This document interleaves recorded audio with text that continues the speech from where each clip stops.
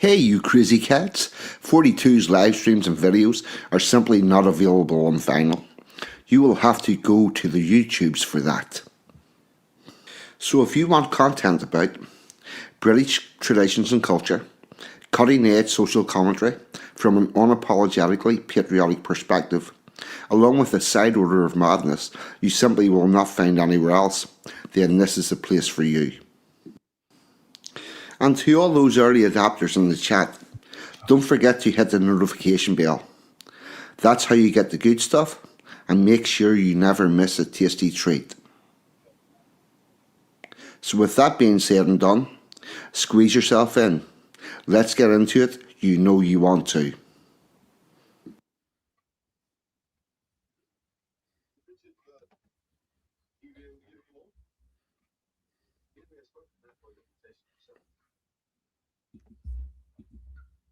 Good afternoon, good morning, good evening. Please delete as applicable because the internet is worldwide. Time zones are still a thing. And god damn it, StreamYard, I beat you, got us from the intro onto the stage in one go. That being said, can I get a wee audio check in the chat? And I will say hello to my guests this evening. First up, Mr. Professional Co-host Pakka. What about you, chum? Good evening. How are you? All good, all good. Yourself? I'm all well. So everything's going fine. All hunky dory. Excellent. My other co-host, Mr. Sansom Communion. What about you, chum? Hello, mate. Hello, everybody. Hope everybody's well. Yeah, I'm okay. I'm a bit knackered, but apart from that, and like I say, I'm not hardly at the coalface. But this week's drained me. But anyway, yeah, I'm not here. I'm here in spirit. I'm AI. Yeah. It's AI me. I wrote this program to bring an AI me on. Yep. Usual suspects then, Mr. Budgie Burgers in, so we will have the funniest comments on the internet. Anglo-Saxon, welcome, brother. Now,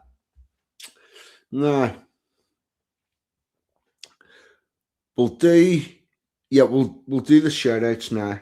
I'll do the first two and I'll pass on to Mr. Sansom for the. I'll be honest, mate, I've got nothing other than Dave's Waffle House, so you might as well do that one as well, because obviously Rags is still poorly.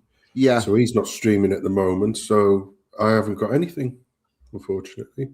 Well, the two I've got for you, the two I always plug, would be Robin, Courage is a Cure, girl from down in Australia way, very big on personal liberties and keeping the government small and out of your life. And the other one would be RPW Media, Rich, brother of Jimmy from Philly, who does a really good live show every Friday night and lots of content through the week. And we'll keep you. Oh, yes, I've got a song that he did that we'll play at some stage this evening. But he'll keep you up to touch with all that political stuff in America. And with that, I will pass on to my good friend Sansom to talk about the House of Waffling. I might have updates for you about that, by the way. Yes, so Monday to Friday, 8:30, it's Dave's Waffle House. Mad as a box of frogs, but great laugh. And you've got the duck race on Friday night, which I always miss. Well, the way things are at the minute, I'm certain I wake up past myself going to sleep these days. I really do, but yeah. Well, I have a very interesting update for you about said duck race, because last night I won the ducking race. Good. Yes. What did you win? Oh, this is a new prize that's just arrived on the Wheel of Doom. Brilliant. Yes. It is a piece of bespoke music by Mr. Sansom Communion. Brilliant. Oh, I tell you what, that's wonderful. No, that's really good. Oh, that's cheered my heart up no end, because I've got a week off coming up short. I mean, it won't be immediate, so please forgive me for my tardiness. But I've got a week off coming up, and that'll fill my time wonderfully. I'll look forward to doing that, mate. So yeah, that's great stuff. Yeah, brilliant. Yep. And I've had a good think about it. I was originally thinking about possibly getting you to do something about Stoke, but what I've come up with is could we do like a theme tune for the last Saturday show that isn't linked to a season or a time, or that can run Yeah. every week regardless of who's on the show? Yeah, we can do that. I can come up with something. But I mean, you, because obviously there's you, Packer. I'll just have a think. Like, what kind of thing would you like to have? I need to have a think.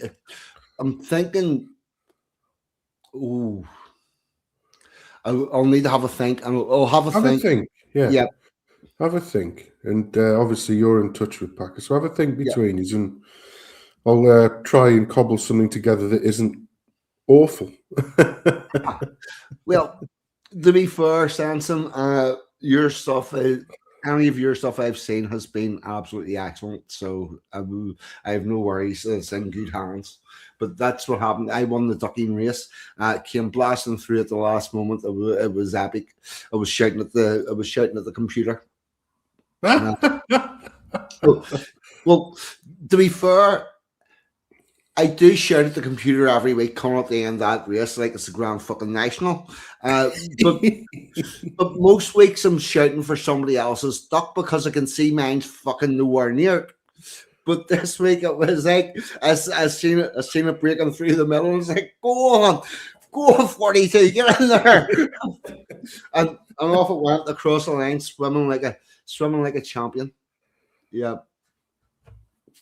That's brilliant, mate. Yeah, I can't offer them up every week because obviously, if I'm doing something, like properly curated, in other words, properly orchestrated, and put some effort into it, because I like to, I can, if I use a hybrid technique, which is sort of using curated samples alongside actual music, you can usually develop an idea relatively quickly.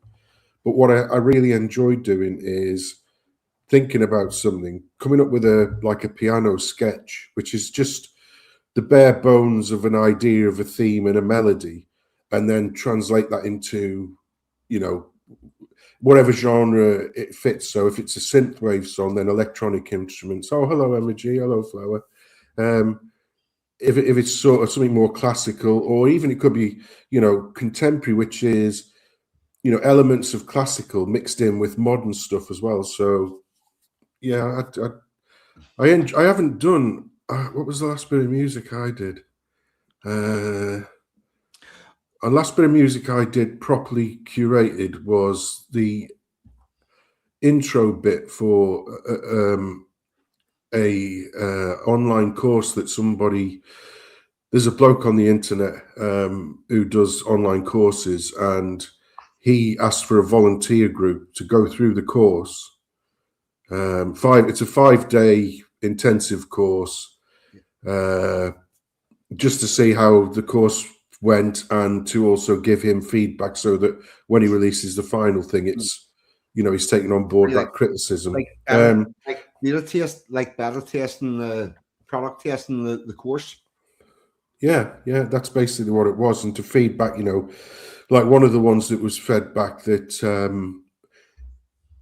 you couldn't really, because his mouse pointer, because he's got a very high resolution screen that he's capturing, his mouse pointer, it wasn't always obvious where it was and what he was pointing to. Well, I think he uses Mac, there's a feature where you can give it like a glow.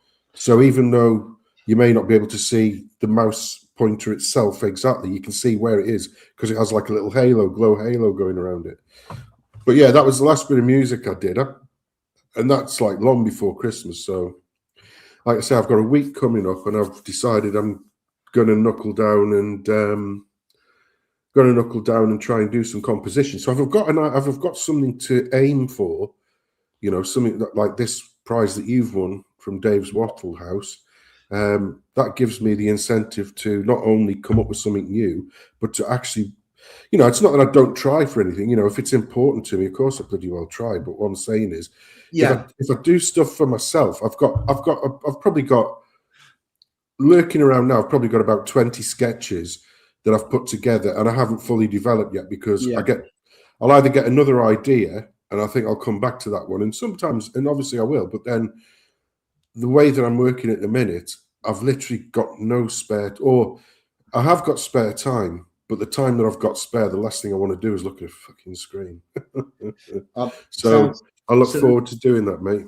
Sansom, I know exactly what you mean. Well, I am really crap at doing stuff for myself, but I'm quite a bit better at getting stuff done for other people. You know, it's just one of those things that, you know, I understand that helps. I want to give another shout out to Dave Waffle House, by the way, because get this, I'm so chuffed about this. This gave me such a fucking smile. Dave's local area is coming down with potholes, and you know what Dave did? As well as bitching to people on the internet, he did something else as well. He went and he got the details of how many there was and how long they hadn't been repaired for, and then he wrote a letter and he looked up who were the members of his local council, and he sent the email to all of those and carbon copied them all in so that they all knew that all of them knew about this issue, which meant they had to discuss it. Then that went to the council.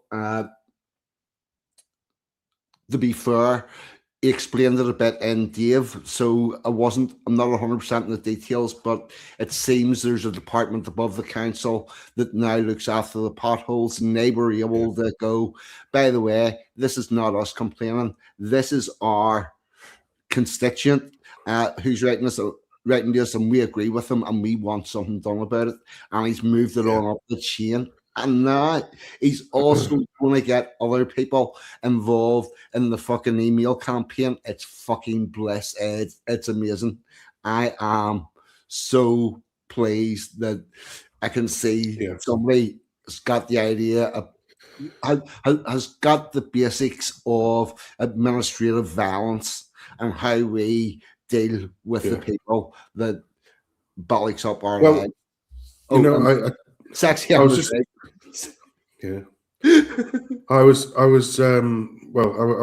just going to say, our late good friend John Davidson, he was very keen on promoting political involvement in your local area based on issues and that affected the local area.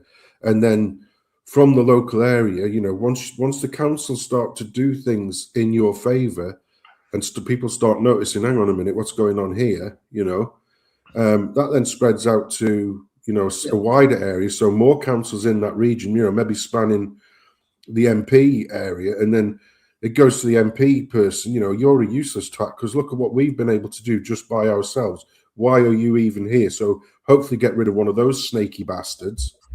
Who's this? Am I ban or banned? Why is that?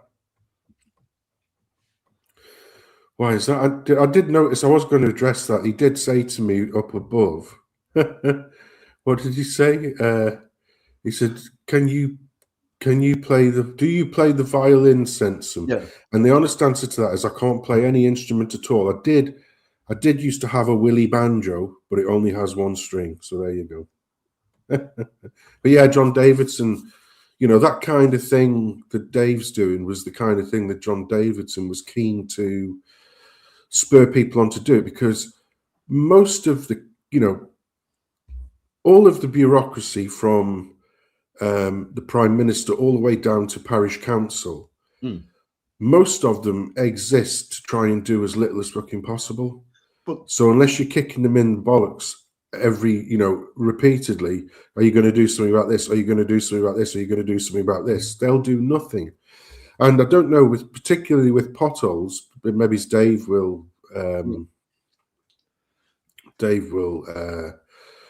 might know this, but do you remember, you know, old vague Dave Cameron when he was in power, and he came out and said, "Oh, I'm going to fix the potholes," or there was some sort of sound bite or something like that. And then when they realised how many there were, so they were like, I think it was like either 12, 12 by 12, like anything 12 inches in girth or width or whatever, was technically classed as a pothole. And when it went back to me, how much is that going to cost? And let's get this done. Let's do something for the plebs. Let's let them. Oh well, that's going to be pretty fucking expensive. Well, how much will that cost? And they wrote down a figure, whatever it was, and he sort of gulped and he goes, oh well, we must be able to do something. And so what they did was reclassify what a pothole was and increased it to something like, I think there was something like 500,000 potholes, either 12 long or 12 wide, and then they reclassified it to something like 18 inches because they said, how many is that? If we put up to 15 inches, how many is that? Oh, there's still over 300,000. Well, how about 18 inches? About 100,000. Brilliant. Let's reclassify them as 18 inches now, and then we can tell the public we've resolved 400,000 potholes, and they hadn't done any such thing. They just reclassified what a pothole was, because that's all these wankers in government do. If it's a figure that doesn't suit them, they will reclassify something, so then all of a sudden the numbers look a bit better. So, for instance, the government admits, I think this is an episode of Yes Minister, isn't it? Yeah, probably. Yeah, but there's more than a word of truth spoken in jest, which is why programs like in the thick of it are parodies. But you can actually, the way that those politicians act literally is how they are now. I've no doubt in my mind. And what the government will do, whether it's crime statistics or anything of that nature, like I say, you'll get a PC come out, chief constable come out saying we've solved X thousand of crimes, but they don't tell you the breakdown. And the breakdown will be they basically did a load of parking fines, a load of speeding fines, fuck all burglaries solved, fuck all robberies solved, murder still pending. So all the high ticket stuff, they do fuck all on, but they want to make it sound as if they're doing something because, somebody accidentally parked half a wheel over a yellow line. Absolute bastards. I hate them all.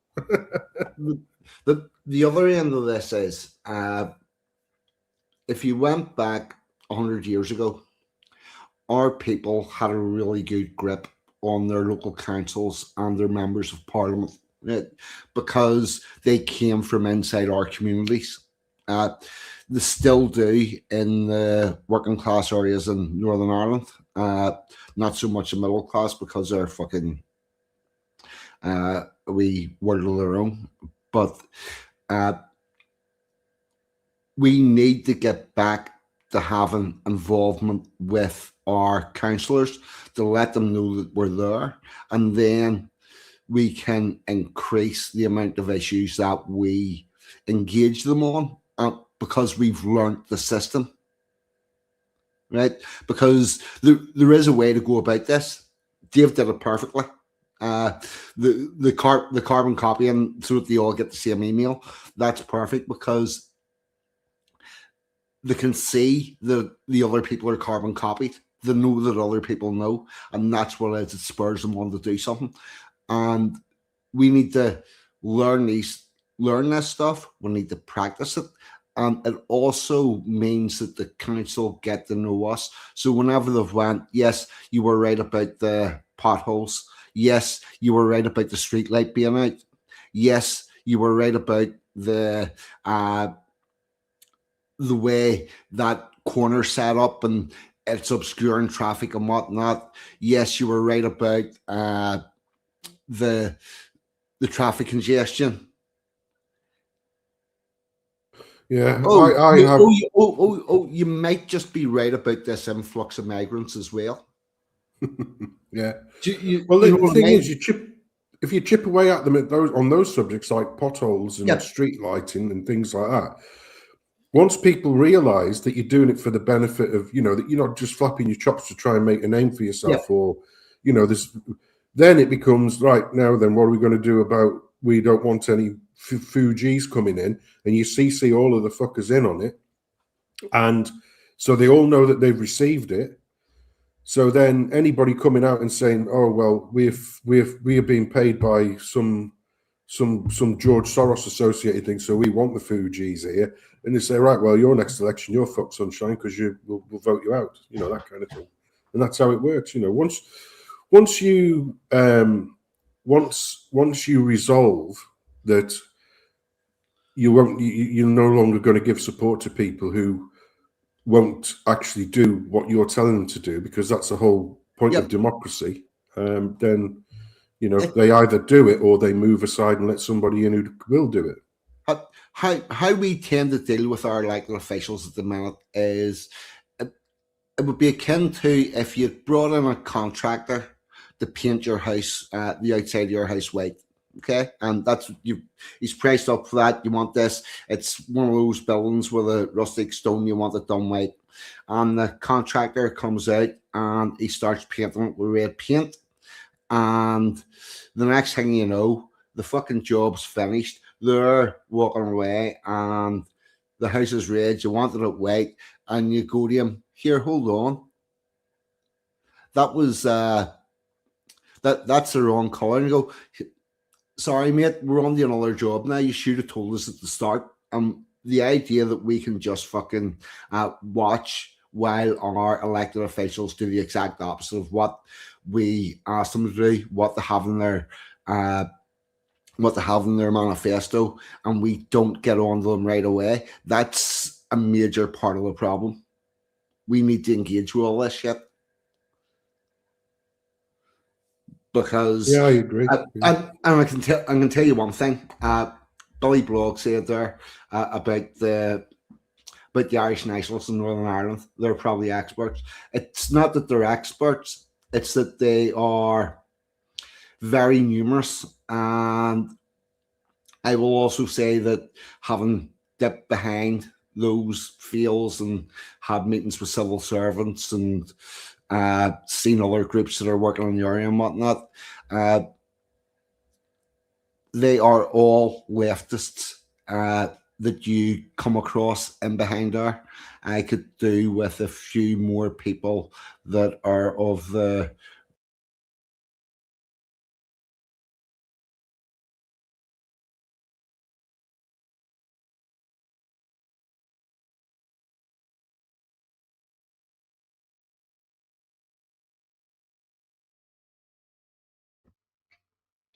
Have I gone deaf, everybody? No, I think his audio just cut out, to be fair. I see him trying to recycle it.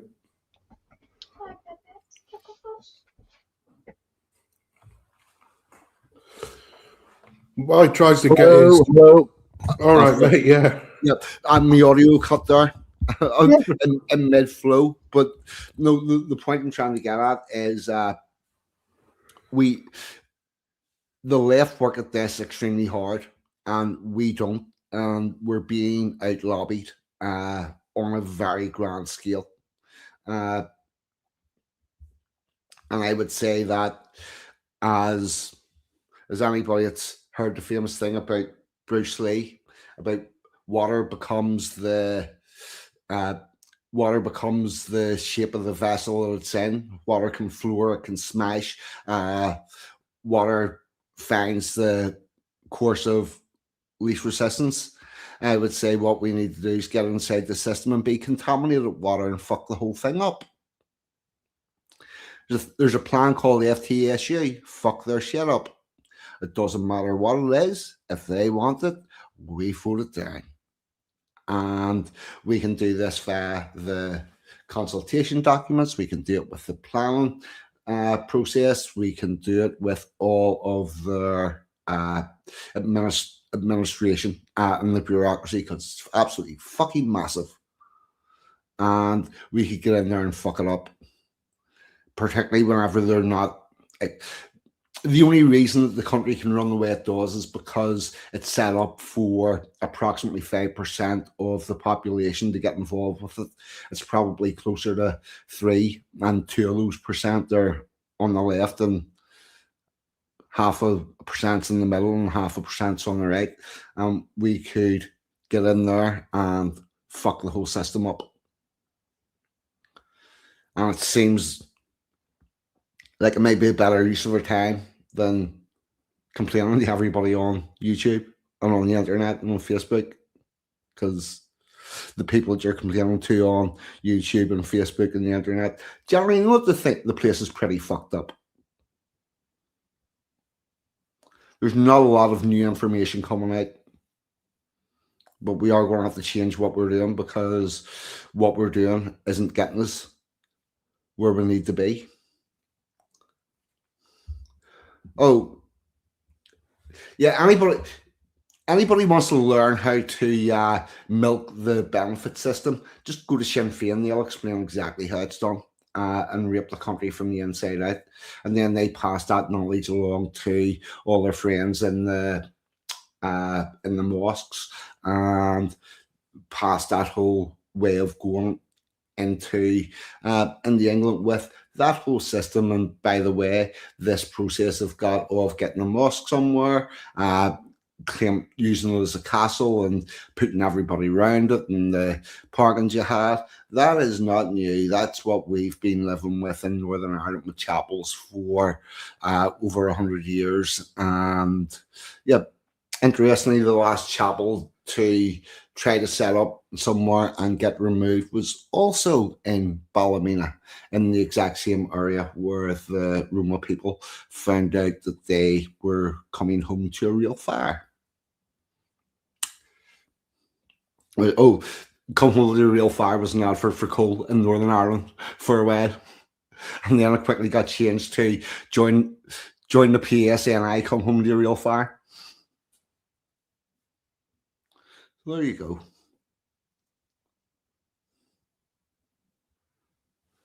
go. Thoughts, people? What I will say is on the street lighting thing. I don't know about if you guys. I mean, oh fuck! Our street lights are so dark it's unreal. Well, there was a big, this bullshit that's alleged climate change. Yeah. Mm-hmm. Yeah, as a shit, and they go off. Well, we had apparently there was a consultation. Nobody consulted anybody who actually lives in these areas. Yeah, there was a consultation whereby the old sort of sodium lamps as were, because the area, the northeast, is famous or used to be famous for being like sodium lamp central. There used to be if you were flying into Newcastle from anywhere, there used to be like this orange glow in the middle of the night because of all of the yellow sodium lamps. So there was this consultation which said, and sodium lamps aren't energy hungry, put it that way. Yeah, they're a lot better than the incandescent light bulb, the tungsten filament style light bulbs and that. So there was this consultation where they needed to go around all of the areas at God knows how much amount of money and replace all of the sodium lamps. And there'll be, like I say, these scumbags, they don't do anything for anybody. They do it for themselves because they'll all be getting kickbacks off the people who install these things and the manufacturers and that, yeah? So they went through and they'd replaced all of the sodium lamps in our immediate area. And it's still happening now. And they replaced something which gave off light, but yeah, it was like an orange hue. And now they've replaced them with these very, very energy efficient LED style street lamps that give off about as much light as a fucking usherette's torch. You can't see 1 foot in front of the other. You know what I mean? The energy efficiency of them, sense them. They don't give off any fucking light. Well, the thing is, when the other lights were on in the middle of summer, right, you used to see like rakes of moths and that flying around these sodium lamps. Yep. Those things are that dim, the moths can't even see the bastards. Do you know? Do you know what I mean? Oh, they let you see where the street light is, but they do not illuminate the fucking street. It is, and up where my dad lives. But it's not that. It's a weird kind of vague light that goes everywhere. Yeah. The old street lights used to light their bit of the street. Yeah. Right? You can put one somewhere and think, right, it will light the street, the pavement from there to there. So we'll need another one on the other side of the road and so on. These ones, they give off some kind of vague light that just kind of goes everywhere. Generally everywhere before it hits the ground. Up where my dad lives, it's one of the areas where people would sort of go for a walk because it's a nice street to walk along. with the streets around, you can make a decent square. Takes you back to where you are, and you get a 2 mile walk or a 3 mile walk, depending on how far you want to go. But for the last 3 years, I've seen people going out for their evening walk with head torches on because they can't see the pavement, and that is something I never seen whenever I lived there. It's absolutely, it's absolutely ridiculous. It's also unsafe, and the other thing that's doing is we keep on hearing all this stuff about car headlights being too bright and the glare that they're causing and everything else. It's not that the headlights are too bright. The fact of the matter is they've made the streets that dark that it amplifies the fucking headlights. And it's like walking into a dark corridor and somebody at the other end's got a flashlight on. He can see you can't see him. It's absolutely, yeah, it's madness. And apparently this is going to save the world. Like, hi, why? And for the love of God, do you know, they've pretty much done away with them. But I don't know how the hell street walking prostitutes are going to do, because they could be standing on the street corner and cars be driving past them all night and not even fucking see them. How are they meant to play their trade? They're going to have to get some of them bloody cyclist helmet lights, aren't they, that flash on their heads so you can, so you can see them. They'll have to wear reflective yellow miniskirts with the silver stripes on. Yeah, exactly. Make sure that the stilettos have got high vis color scheme. The heel. Yellow stripes with silver in the middle. That's a mini skirt and a boob tube. Stop. The stiletto bit's actually made from perspex with LEDs in them. Yeah. So they can have blue or white lights underneath. Yeah. Oh, yeah. Fuck. Talking about that. Do you know about our really, really ludicrous prostitution laws in Northern Ireland we brought in? No, I didn't. Are they different to the rest of the mainland and that, are they? Oh, yes. See, here's the thing.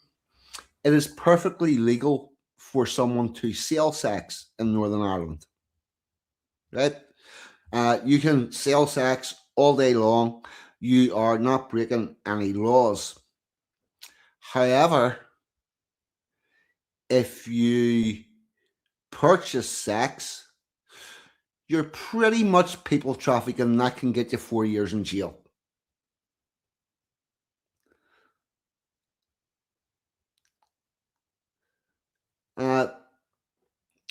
Something very strange there. So, and I'll tell you how this works. So, how does Ghislaine Maxwell feel about this law? Yeah, well, it doesn't seem to affect her.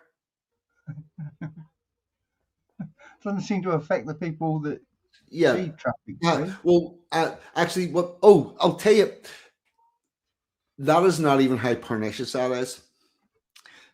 Sake of argument, man goes out to a pub for a night out, woman goes to a pub for a night out, right? They meet in the pub, they both have drinks, and they decide to go to either his house or her house to continue the evening. And him being a gentleman buys the chips on the way home, pays for the taxi. They go to one of those two houses.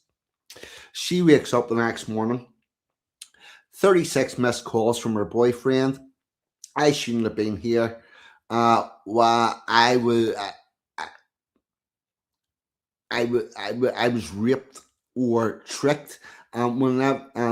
Because they can't get the rape or tricked, don't worry about that, because sir, did you pay for the chips? Yes, I did. Well, that proves that you've got more socioeconomic power than she does, and you're taking advantage. Now, did you pay for the taxi? Yes, you did. Well, do you know what you've done? You have moved the person from one place to another within a country for the purposes of sexual exploitation, and that is people trafficking, and you can go to jail for 4 fucking years. It's It's called a done thing. I mean, she would expect at least a bag of chips before she yeah. got out. Surely. Yes, it's called the Swedish model of the Swedish model of for prevention of people trafficking, but it's got very little to do with people trafficking and everything to do with prostitution. And everywhere that it's went, it has caused the same problem. In that the street walking prostitutes have went away, the massage parlor things have went away, and everything's been pushed further deeper underground. And it's became more dangerous for everyone. That's our fucked up Stormont assembly.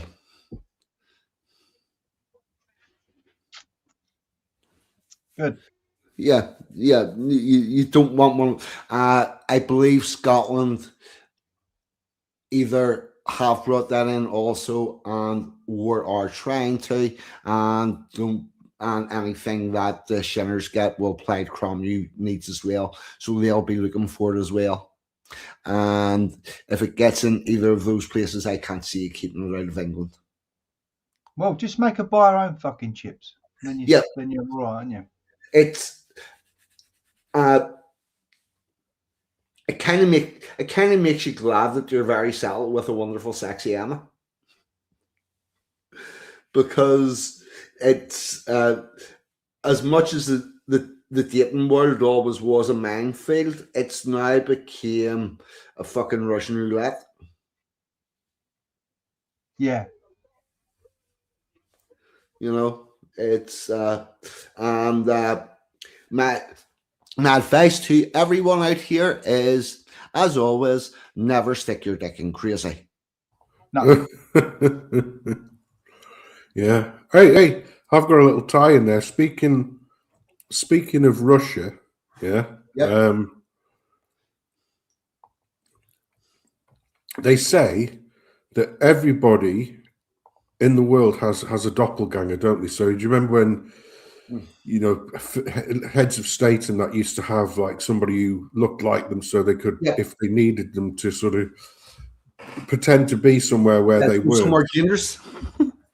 Yeah. So Donald Trump, he's actually got his doppelganger. Here you go. Have a look at this. This is Donald Trump's doppelganger. Извините, а вы замечали, что вы на Дональда Трампа похожи?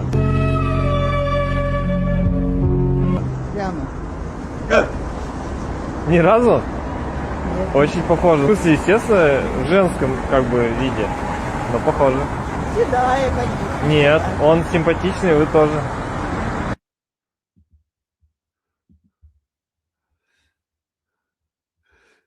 That is yeah. There is a resemblance. Yeah. It's the greatest ever. Unfortunately, she's in Russia, so it's a mole. She's a steward. That's actually Trump. He can speak fluent Russian, and he's just pretending to be, a little old lady wandering the streets of wherever in Russia because he's got a clandestine meeting with Putin later on tonight. It's him, innit? I don't know why, but that tickled me.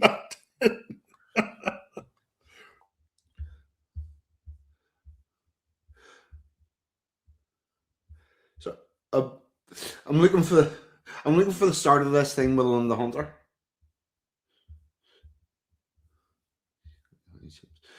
About the magazine. Where did that start? Oh, a doppelganger, obviously. Oh, right. Well, she's claiming it's a doppelganger. I think that's the point of the conversation. She's already putting down her escape route and her out. Yeah, wasn't me. Just somebody. Unfortunately, Linda. That's what you do these days. You say, blame Elon. It's Elon's fault. Yeah. Thing is, though, right, what she isn't telling you is that her doppelganger was Ron Jeremy. I'm only joking, Linda. I'm only joking. Don't take it hard. It's just a joke.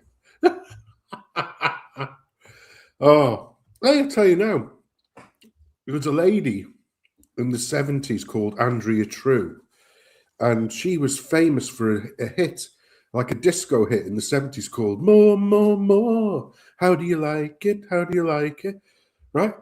It was only recently, I think it was probably, well, if not last year, the year before, I found out she was like a massive porn star. Her name's Andrea True, and I'm like, no. The lady who sang More, More, More? Yeah, huge porn star. I'm like, no, they don't, they never cross from one sort of, and she actually is. She's done shitloads of movies in the 70s, and I'm like, Jesus, oh God. Well, there you go. She's definitely got more. True story, that. Her name is, well, I don't know if that's a real name, but she was on the record. She's Andrea True, and that was the big hit that she had. More. And I think it's been redone about. Yeah? Yeah, more. How do you like it? How do you like it? More. Yeah, it was massive in the 70s. It was a huge disco hit, and I couldn't believe it. And somebody told me, because it came on the radio. Yeah, well, where would I have been? I was visiting a mate, so it would have been down the M40 way, so Oxfordy way, but it wasn't Oxford. It was like High Wycombe, so south of Oxford sort of way, yeah.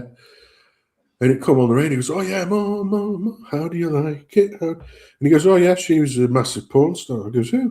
He goes, "The woman singing this." He goes, "No, you've got that wrong, mate, because you never get them where, you know, they're massive in that industry and then all of a sudden they're massive hits in normie world." He goes, "No, she is." What if that More, how do you like it was actually the theme tune from one of her movies? I don't know. Well, no, it couldn't have been. I don't know. But yeah, she was massive sort of star of the adult industry. I'm like, she liked it more. She definitely did, yeah. Oh, well, pretty lass as well, actually. I've got a breaking news story for you. From the Dundonald Liberation Army. Go on then. Yeah, hold on. Hold on a second. Yep, that will work. Just get this up on the screen now. This is from a group called the DLA. I'm not sure if you have it in England, but DLA in Northern Ireland is Disability Living Alliance. If you get the top whack of that, there's a lot of people spend a lot of time trying to get themselves that whenever they don't really deserve it. And this group is called the Dundonald Liberation Army, which takes their name off that, so you can guess there's a bit of parody involved here. But let's have a listen to the news. Old man who ordered a side of baked beans with his cane. Is the volume coming? No. Yeah, it's fine. You just stopped it. Just pull it back. Start from the beginning again. He has been the victim of a Dundonald man who ordered a side of baked beans. It's stopping whenever has been the victim of a paramilitary-style punishment beating. 40-year-old Colin Sanders was reportedly dragged into an alleyway and beaten with fried chicken by two masked men for the antisocial drive-through order. Graffiti reading "Beans means Bains" was later found at the scene. Sanders was discovered by a dog walker and taken to the Ulster Hospital's specialist drama unit, where doctors carried out a complicated 4-hour procedure to remove a family-sized tub of baked beans from Sanders' rectum. Speaking from his hospital bed, Sanders defended his actions, saying he told the men he loved beans and even had them with his fry. According to Sanders, this only made the men beat him harder. Responsibility has been claimed by a group calling itself the Dundonald Liberation Army. who warned the same applies to anyone ordering a fillet of fish at McDonald's. More to follow. A Dundonald man who ordered. But the AI, I mean, you know, that's where it is, isn't it? I should have cut that one as a video, because I saw one where it showed you a person in camera. Oh, that's not AI. They make no sets and take the photos. Yeah, but this was like a person speaking, so you could see them in the bottom right-hand corner, and it'd be like a 50-year-old American, look like Alabama good old boy type thing, and the actual main picture following him, gesture for gesture, and word perfect, except it was a 20-odd-year-old blonde lady. Yeah, with a voice, right? It was real time. It wasn't like he recorded a video and then got AI to do its thing. This was actually happening in real time, so you could literally have you could honestly believe you were having a conversation with a 24-year-old blonde woman, when the reality is it's like some 50-year-old good old boy from Alabama. It's like that's absolutely outrageous, and it was so good. I mean, when you get little AI tells, yeah. I'm not saying this was bereft of them, but what I will say is it was convincing enough that I would say 95% of the people would believe that they were speaking to a 24-year-old, young blonde woman, not some 50-odd-year-old bloke, good old boy from Alabama. And it showed there was an Indian chap doing it, and he was done up like what's he called? Like Idi Amin. Like not Idi Amin, but looked like Idi Amin, like a Ugandan sort of prince type thing. And it was, and the voice that's what got me, because like they were all speaking English of a different variety, but the voice matched the physicality of the image that you saw on the screen. Yeah. Right. So it sounded like an African voice, It's like really fucking disturbing. If they swapped the skin, the voice automatically swapped over with it. Yeah. It was amazing. I couldn't, and I was thinking to myself, you're literally not going to be able to tell the difference. I've actually received, if anybody else has received a phone call, because I must get them, and it always comes up from a different number, which I immediately block. And the actual, it's a man who's speaking, and it comes and goes, "Hi, I'm from the energy company, and I'd just like to ask you about," and then you respond to it, and it'll actually answer you. And then I twigged, I thought, hold on a minute. That sounded exactly like exactly the same salutation that I got before. And it turns out that it's actually an AI thing, which I'm telling them to fuck off anyway, because I'm not interested. But I tried something. Because like I say, for about a 4 to 5 month period, I'd get a phone call from a completely random number, and it would be, "Hi, I'm from the energy company, and I'd just like to ask you." And what I did was, in order to queer its pitch, my initial response would be to come up with some ludicrous fucking statement like question that would fuck AI up. And I think one of the ones that I used was something weird like, "Oh, that's great. How many zebras can I get if I exchange it for a hippopotamus?" Oh. And it went deadly silent on the other end, and then goodbye, and it hung up. So for a fact that that's AI. So what you got to do, and also people, and I say this with all honesty and in sincerity, if you have loved ones, like daughters, sons, whatever, and you're the parents and everything, come up with a word or a phrase. It can be complete gibberish and nonsense. No, I'm saying this for real. And the reason why I'm saying it is because the number of people, a lot of kids are on social media, so they have like a social media footprint. So that if these AI models can learn people's voices and mannerisms and shit like that, so they can actually make a phone call to the parent, pretending to be the kid, and the kid saying, oh, can you transfer me some money? I'm in a bit of a bind and I desperately need this money. And it's all AI. So the only way, because obviously, oh, well, where do I send it? Because your initial reaction is shit. My kids, and and this is happening a lot in America. So the recommendation is to agree, and you should, we shouldn't have to do this, but agree between yourselves. Like me and my two kids and whatever. Agree between yourselves a completely random, nonsensical phrase or word, yeah, so that if I ever get a phone call and it sounds like, like, oh, I'm being asked for money, can you help? You say, yeah, just yeah, okay, I can help, but what was that thing we were talking about the other day? Or, what's your what's our phrase? And they won't know it, will they? So then you can just put the phone down and tell them to fuck off and report them to the police, or nothing happens, because even though the number comes up as being a London number, it's coming out of fucking Mumbai in India or somewhere like that, or fucking Kiev or somewhere, because they're all fucking scamming bastards. So yeah, just be very, very wary, folks. Whether you get contacted through email, text, or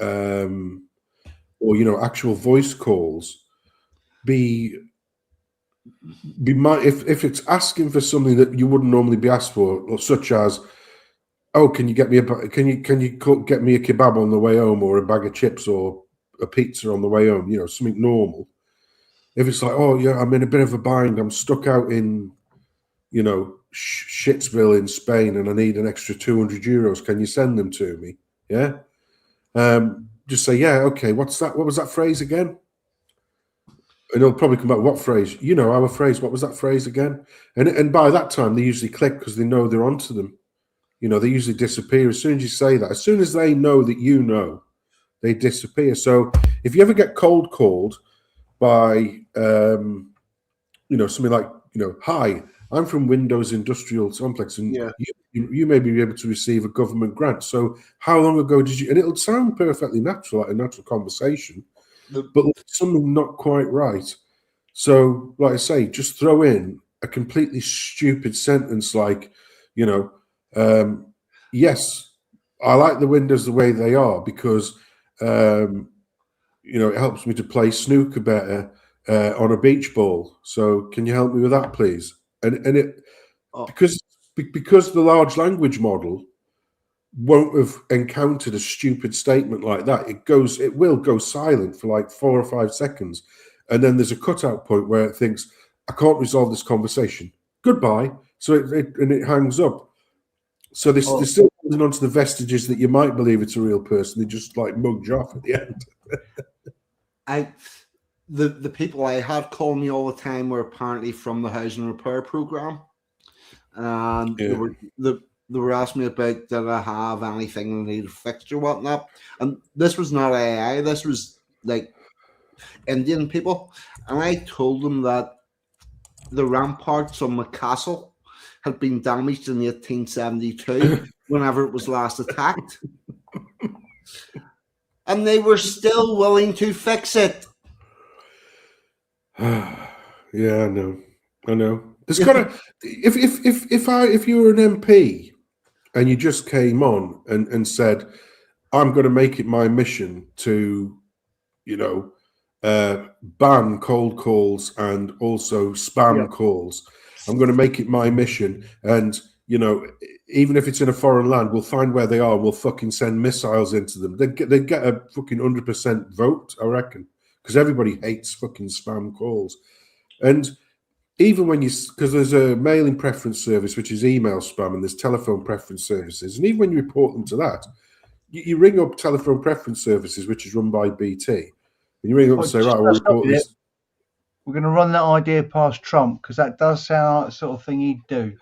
Oh, I'll tell you an absolute cracker. I had got that done and got rid of all my spam calls. And I was talking to my trade union about something, and they asked me for my phone number. And 5 minutes after I disconnected that call, all the spam calls started coming again, because those fuckers had sold my phone number. That's your trade union. Ooh. Nice. Yeah.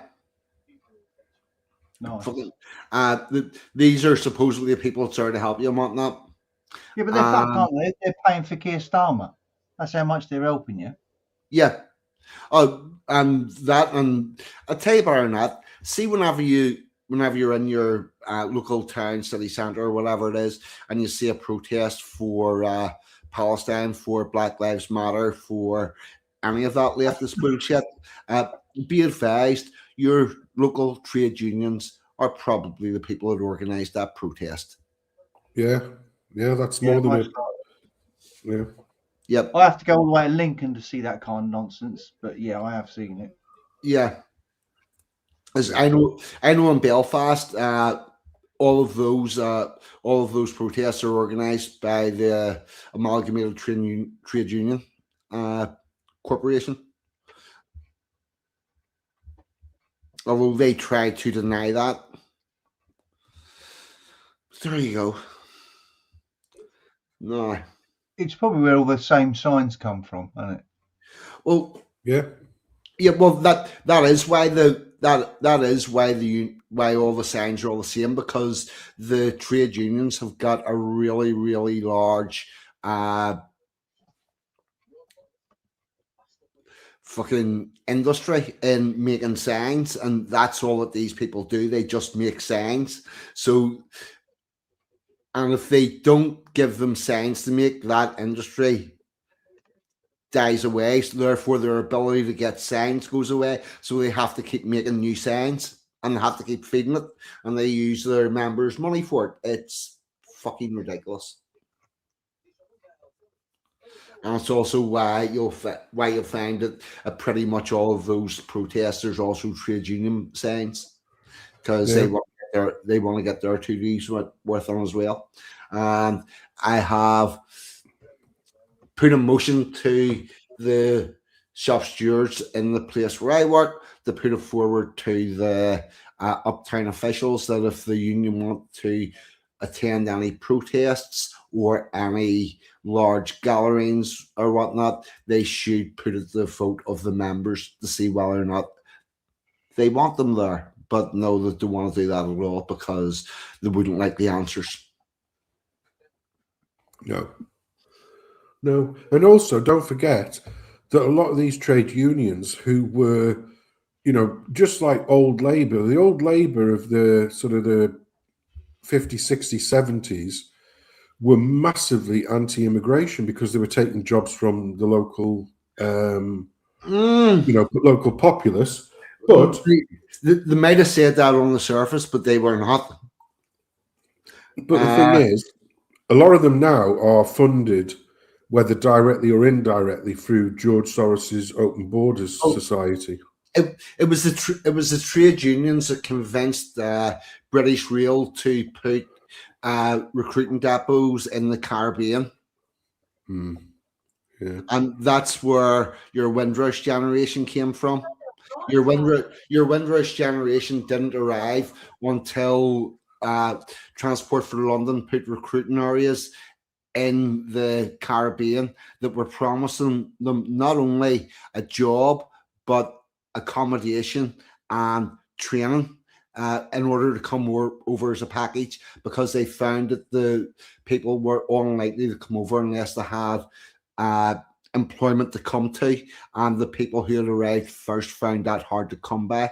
So they manipulated a situation where Transport for London decided that they could not get enough people from London, and they put an advertisement in the paper in Glasgow and went, no, that hasn't enticed people. Never thought of paying them larger amounts of money. That's what I was going to say. It wasn't the fact that there wasn't enough people there, just that they wanted to pay pittance because they're fucking traitors. Yep, exactly. And then they put the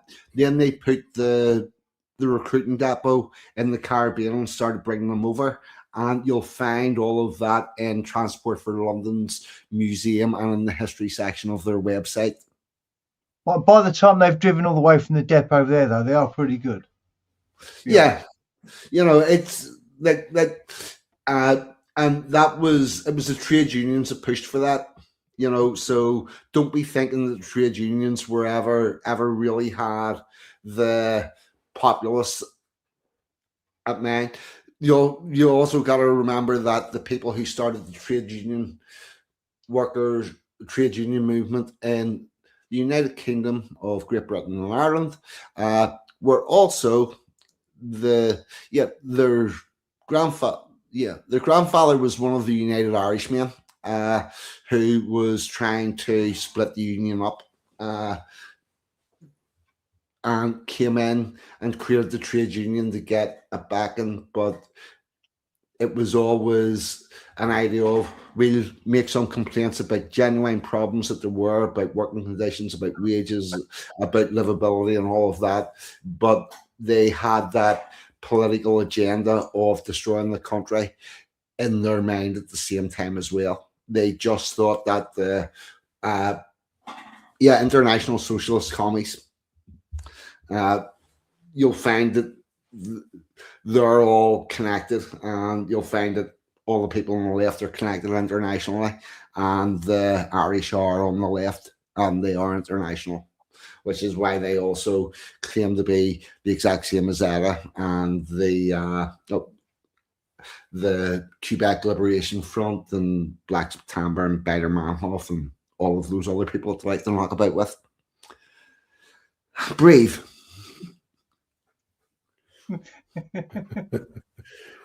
Right then. So speaking of trade unions, right? Yep.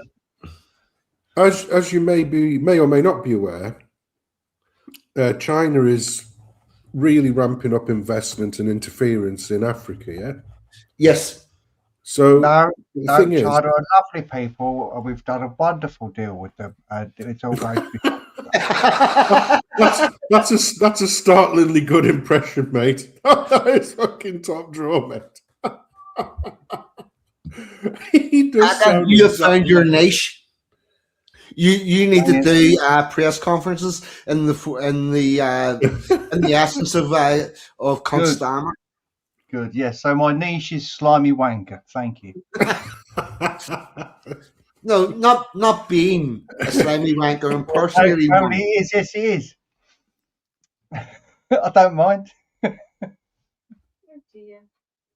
Not the worst thing I've ever been called. You sound just exactly like him, just without the Ukrainian Ren boys. Anyway. you know that, like I say, China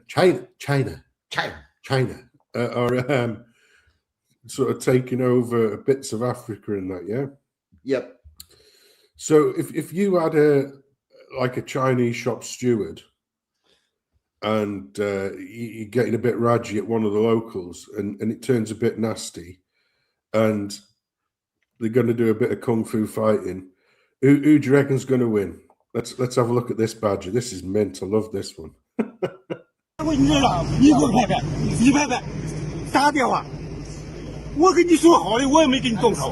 out.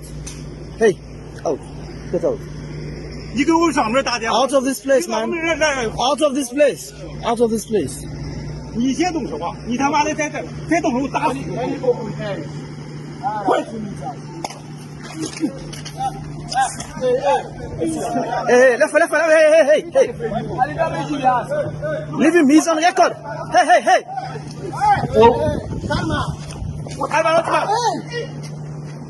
He's on record, leave him.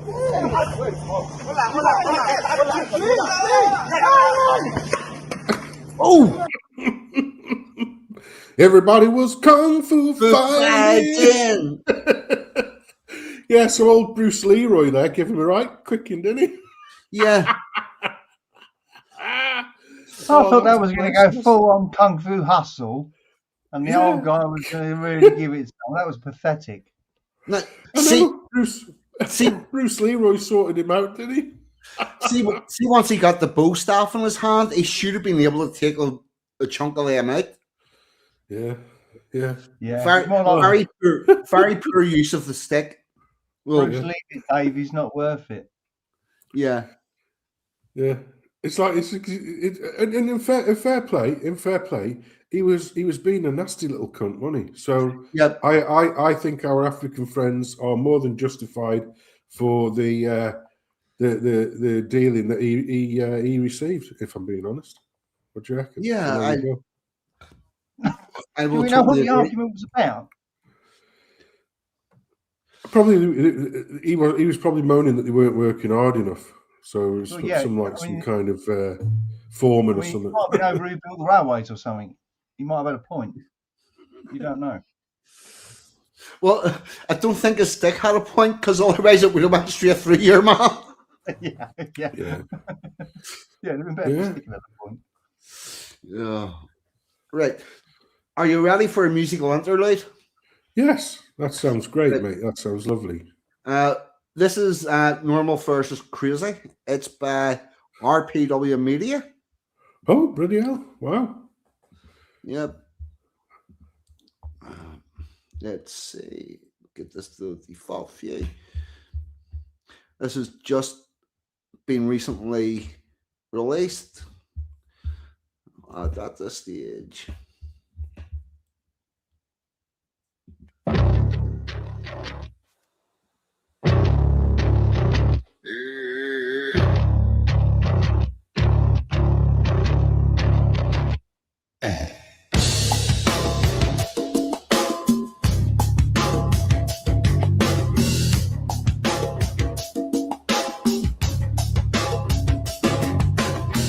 Talk shows, trash fire every night. They sell fear like a cut price high. Scroll war, blame storm, pick a side. Pick a label, pick a tribe, pick a lie. Hey. Us versus them, that's the script they wrote. Turn your neighbor to a scapegoat. Quiet folks just trying to stay afloat. Drowned out by the loudest quote. I'm over, it's crazy. That's the game they play. Got the map in half, then they walk away. We're all stuck living in the mess they made while they cash in on the hate parade. Oh, this is crazy. That's the name they spray on every mind they break, every rule they bend till there's nothing left to save in the end. Flag wave, rage post, sound the alarm. Every convoy's tagged as harm. Facts bend, truth spend on demand. Clickbait, crown in a hollow land. Yeah, you want schools, roads, something real. They want culture war, highlight reels. You say, hey, can we just heal? They scream, bow down or you're not real. No more versus crazy. That's the game they play. Cut the map in half, then they walk away. We're all stuck living in the mess they made while they cash in on the hate parade. Oh, versus crazy. That's the name they spray on every mind they break, every rule they bend till there's nothing left to save in the end.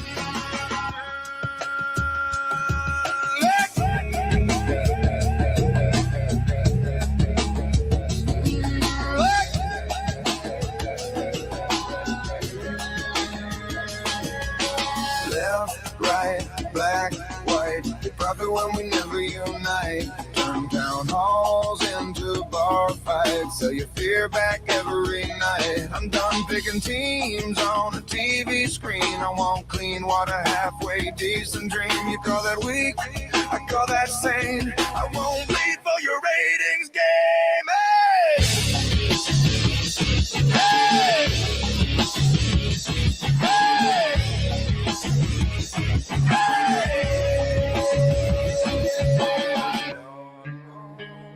This is crazy. That's the game they play. That's the game they play. Cut the map in half and they walk away. We're all stuck living in the mess they made while they cash in on the hate parade. No, this is crazy. I reject that frame. We're more than their script, more than their pretend. Break the line, shake the lie.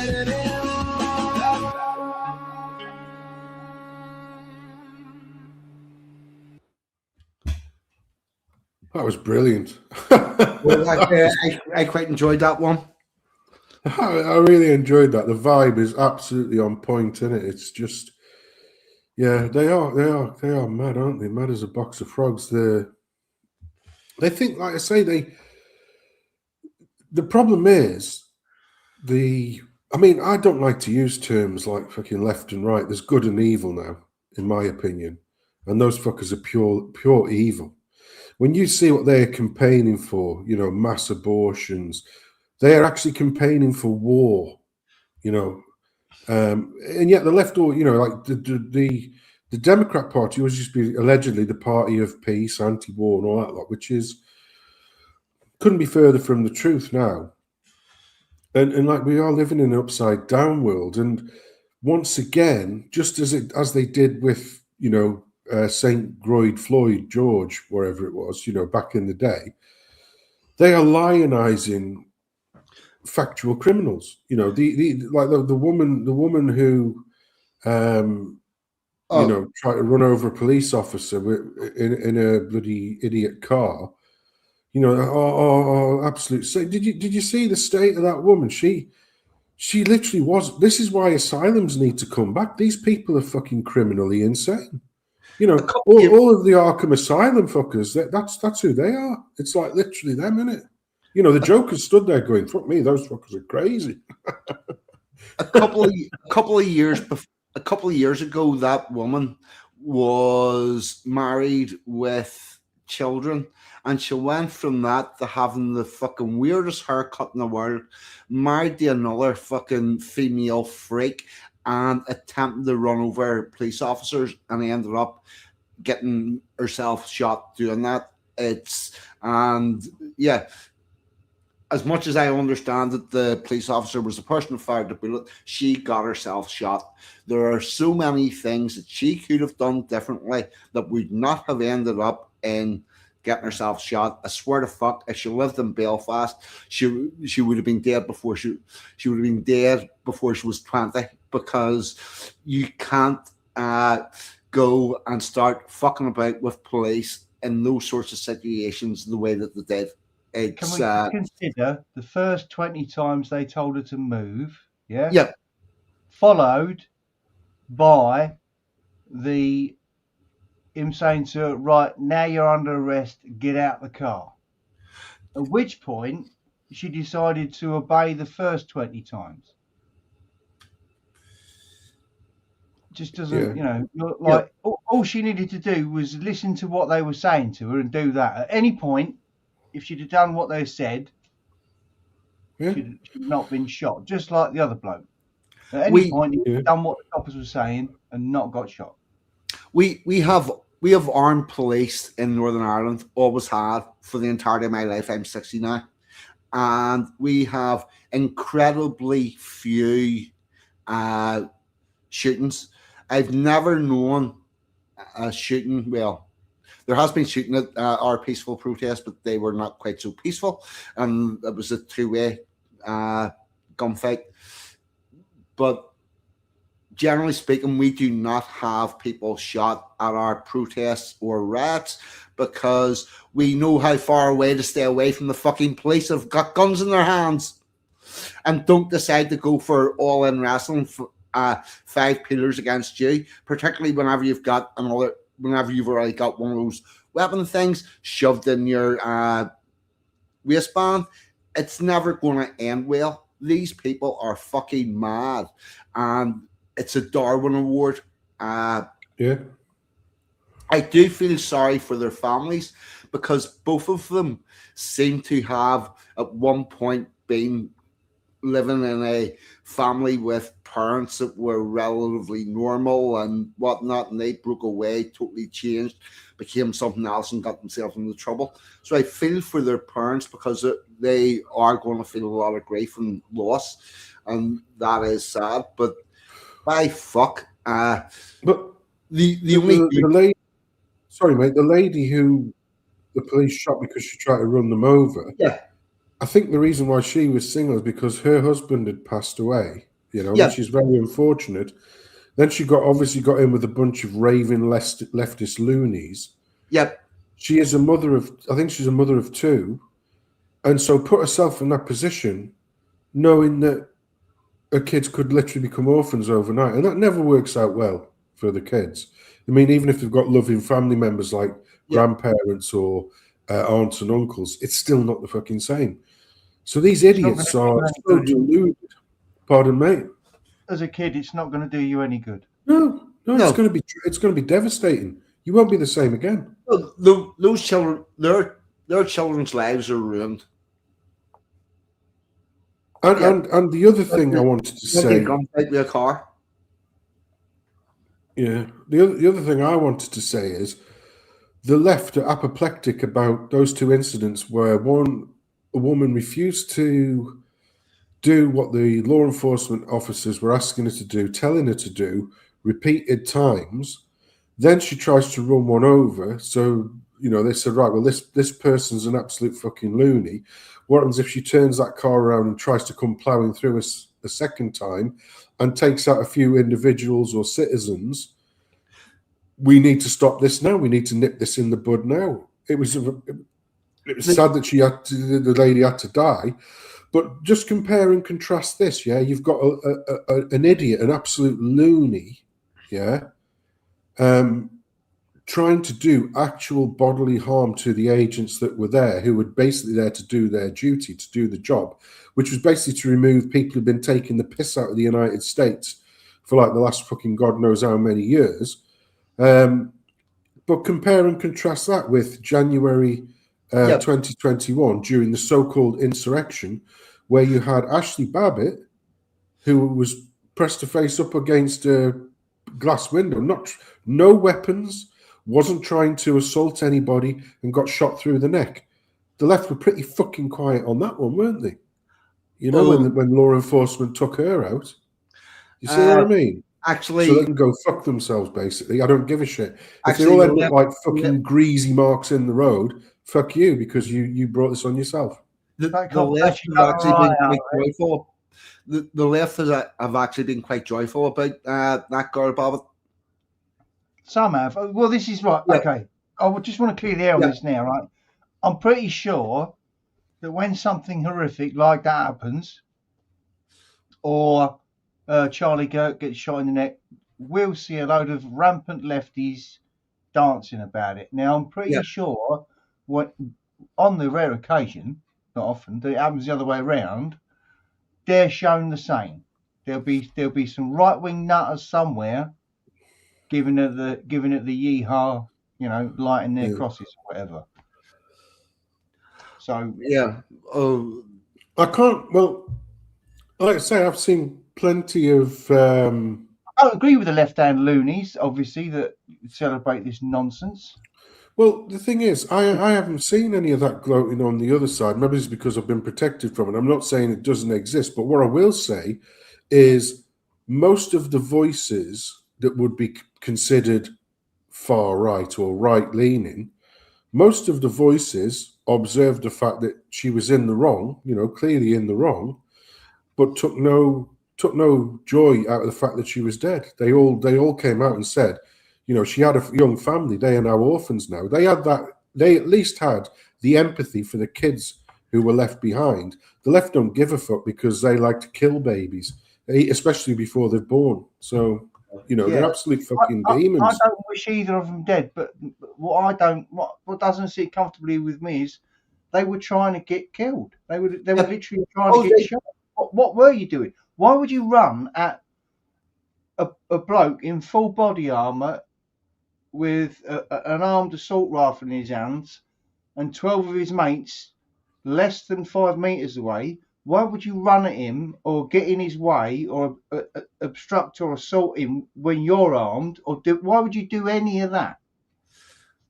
And then when it's gone wrong for you and he's now telling you you're under arrest, why are you still resisting? Why?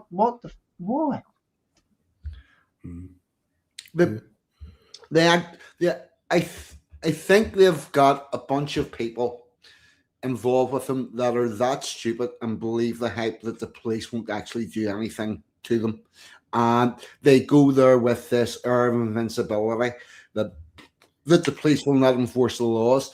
and then they get into a scuffle and it's fuck about find out time. And you really don't want to be doing that with armed police. It's never going to end well.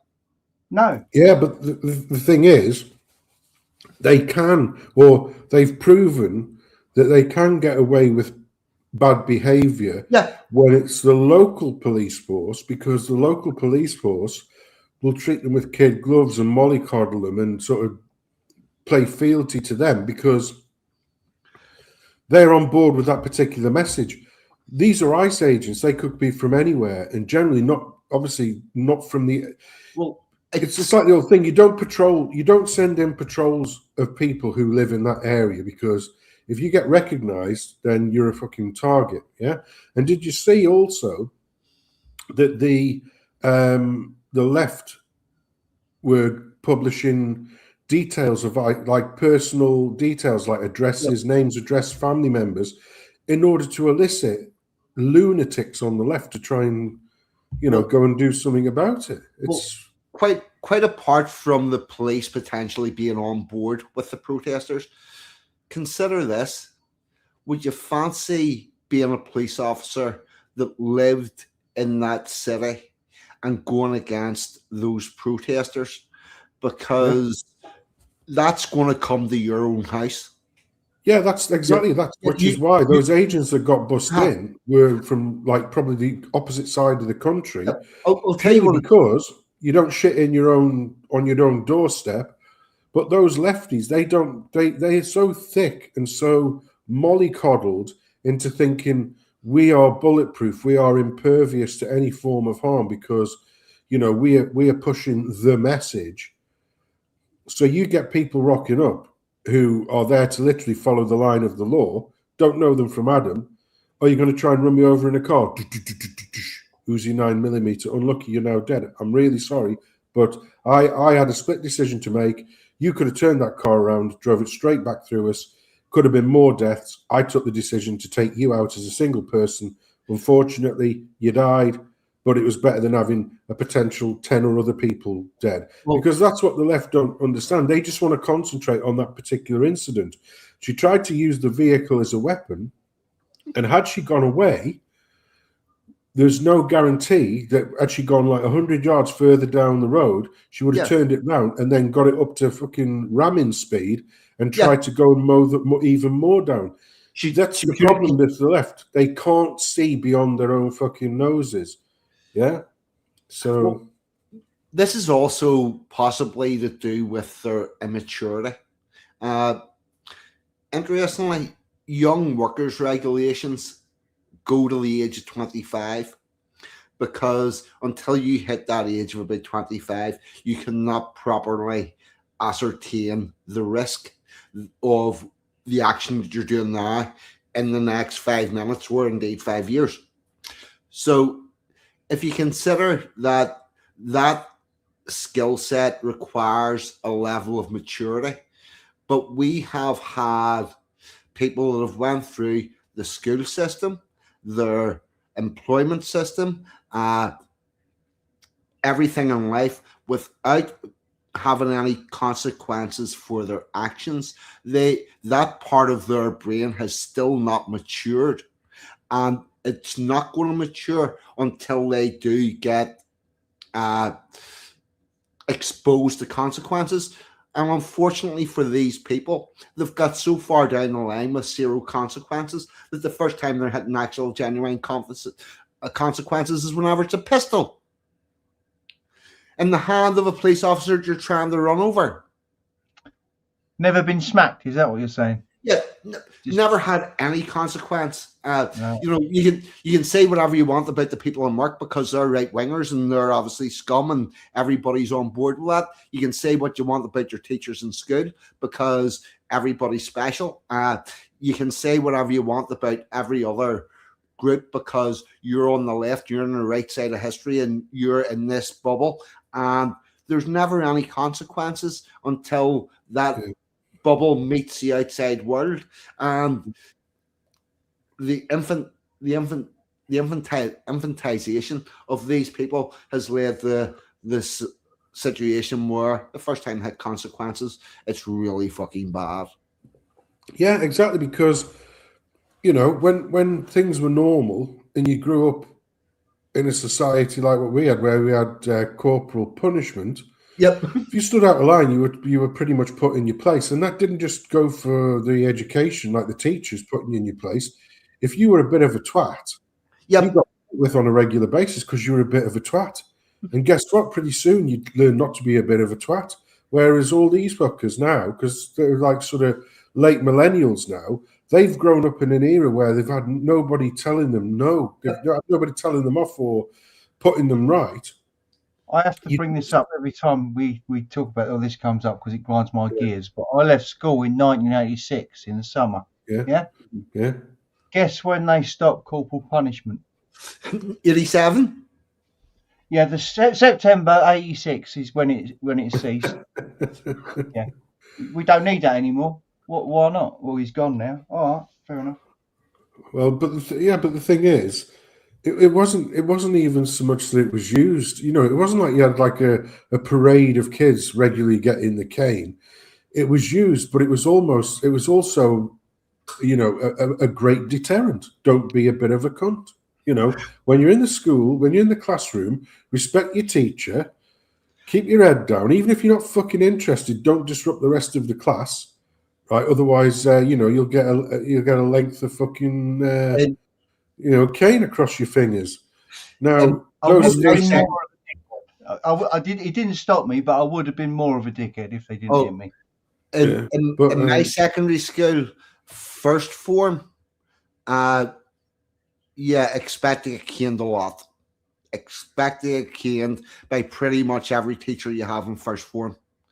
But that is to instill in the pupils how you behave inside the classrooms. And you get a very similar thing from every teacher. And see, by second form, you've stopped the bullshit because it's counterproductive. And it would not have been unusual for if you had games or PE and you were more than 5 minutes late for the next class because you were getting changed or whatnot, all those boys got a cane. If you were, it wasn't unusual for 2 or 3 people all to be up getting the cane at the one time in our school in first form, and then in second form you could see the level of stupidity of the people who were still getting caned twice a week because they were working to get that. Yeah, Go on, Senton. No, I was just going to say, like, I had a couple of mates who were just like japers. There was no malice towards teachers or anything. They just were complete and utter jokers, and they used to do all kinds of stunts. And, you know, everybody got a laugh out of it, and they knew they were going to get the cane, but they did it anyway because they knew it'd get a laugh. But there was an absence of malice, put it that way. It wasn't like bullying or anything like that. It was just like a piss take either at the teachers. Like, you know, rolling up because we had blackboards where you used to have to roll them around, you know, you had to roll them up and like there'd be a cock and bollocks on yes as they rolled up the thing. And it'd be like, who did this? Right, you're all fucking staying. Come on, who did this? And we all know who did, so nobody dobbed them in. But eventually the person involved would say, yeah, I did it, sir. You know what you got to do? Yes, I do, sir. You're on mute, Pakka, mate. We was locked out of our classrooms for that very reason. We always had to queue up outside till the teacher got there. Yeah, I think they did that eventually, but there used to be all sorts on there. Like, you know, there'd be this like big equation on a board that one of the maths teacher had done, and it was keeping it because it was important for another lesson. So we'd go in and somebody would go in and rub out a letter and change it with a different one. So the equation was just complete bollocks now. and like, you know, one thing I do remember, there's one kid who was a bit of a swat. He went up to the maths teacher and he goes, I can't solve this equation. What are you, an idiot? Are you some kind? He said, I don't think it can be solved, sir. What are you, an idiot? Oh! And then he looks on the board and he looked round And he just turned around and he knew the name. I won't say his name. Let's call him Smith, yeah? And he just turned around and went, Smith, you know where you're going. Because he knew it was him. And like a good little lappy dog, he didn't contest it. He didn't do anything. He just stood up and goes, yes, sir, and went straight out. And ended up being in the Royal Marine Commandos. You know, that, you know, that a life of discipline, as it were. So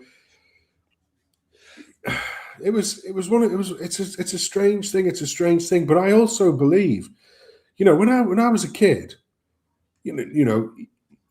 if I think in all of my years of being in school, I heard of one kid who was autistic, but they literally couldn't function.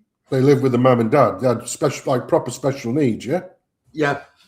Now every fucker's got autism or Asperger's or some ADHD or whatever like that. And it's amazing how those conditions didn't exist when, if you were a bit of a twat, you got a clip round the fucking ear hole. You know, it pretty much put pay to all of that shit, didn't it? And I'm not even joking, it literally did. You know, you had people who were like bits of characters and that thought they could get away with murder and the teachers would put them right. If they were just like twats in general, like fucking kids would put them right.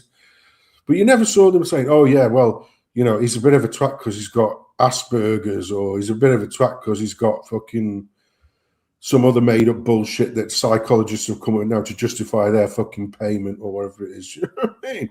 Nowadays, it's like everything. Oh, yeah, I'm on. And it's all these, like you see it all the time. I love, it's a guilty pleasure of mine, but I like watching like people ripping the shit out of videos on TikTok of people just melting down. You know, they've like literally just fucking children in adult bodies. And every single one of them have self-diagnosed themselves as being on the spectrum, you know, autism, or there's no justification for that. No, you're just a bit of a twat. You know, and if you'd lived in my era, you would have learned not to have been a bit of a twat, you know, because you would have been put in your place several times over, whether by teachers or whether by the other kids who are just completely fucking, like, for instance, the other kids who are completely and utterly fucking thoroughly pissed off with you, so we'll pick you up and literally throw you down a hill into the fucking sandpit at the bottom, which actually did happen. I'll say one thing about my school, as strict as it was, and it was quite strict. In one of our playgrounds, there was a grass bank that went down onto the playing fields, and cut into that was like 10 steps down, then a flat bit, then another 10 steps down. You know, sort of like the tunnel at Wembley type thing. So you went down them to get on the sports field. It's also beside where the bike sheds were. There was this afternoon, one of the lads was on a grifter, and he fucking decided to ride down the steps. So everybody was watching him. And about 5 minutes later, the headmaster turned up in the playground, which was incredibly rare. The headmaster never really came in. He left the playgrounds, the other staff, and next thing he arrives in, he's walking along, smoking his pipe. He's watching what everybody's doing. And of course, the kid in the bike he'd scooted off somewhere else. And the headmaster goes, somebody riding down these steps? And he goes, yeah. So who was it? And we were pointing out, says, can you show me? So you get this kid on a grifter, no helmet, no gloves, no pads, fuck all, scooting down these steps to show the headmaster, and he's fucking loving it. And you know, it's like our school was quite like that. They were very willing to have you doing outdoorsy stuff, stupid shit on bicycles, any of that. They took us hiking up the mountains and whatnot. We had a wee cottage up in the Mourns where we went up. They did the Duke of Edinburghs and all. They were, you know, and they would allowed us to take a lot of risks, but in a sort of semi-safe condition. You know, it it was at it, you know. And it also helped you understand what the discipline was for. You know, you need to do this in this way. Same way as like whenever first day of metalwork, the teacher, Wild Bill Hiccup, he was called,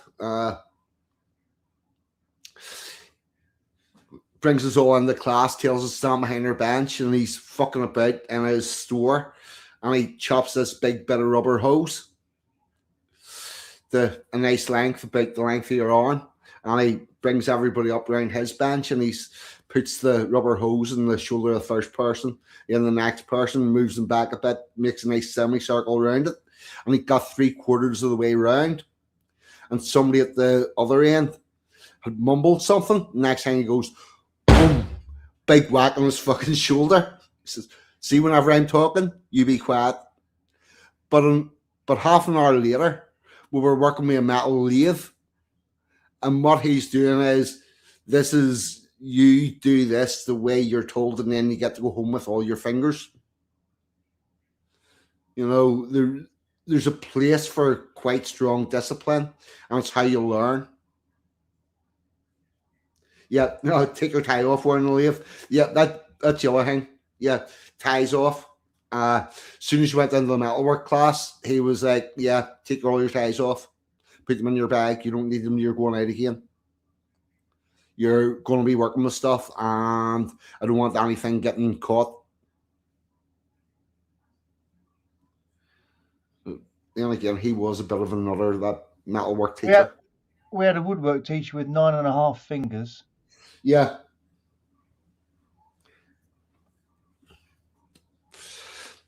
Who spent this day teaching you to make sure it just kept 10. You got to believe the guy, ain't you? Yeah, you do. You know, you live and you learn. Nah. What other treats do I have? Oh, yes. I have a nice little snippet for you. Where do I have this link? Bum, bum, bum, bum. Oh, yeah. I've just remembered his name, by the way, that you'll piss yourself laughing. Woodwork teacher, Mr. Twig. Mr. Twig. Yeah, thank you. Right. Okay. Here we go. Next little bit of entertainment. I'll let this play a couple of times because you might not catch it the first time.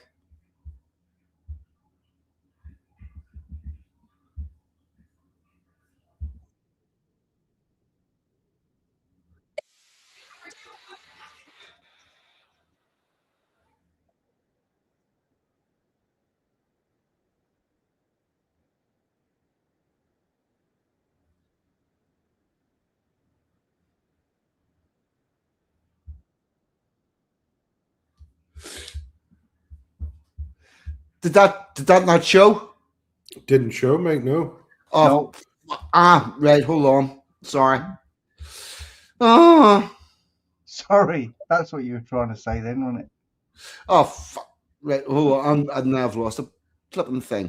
Where am I? Yep, there. Bring me to no. It's not going to bring me that one. Fucking dick. Right. StreamYard is doing my fucking head in. Right. There's a sound. Right. This will work this time. I promise. I promise. I promise. I promise.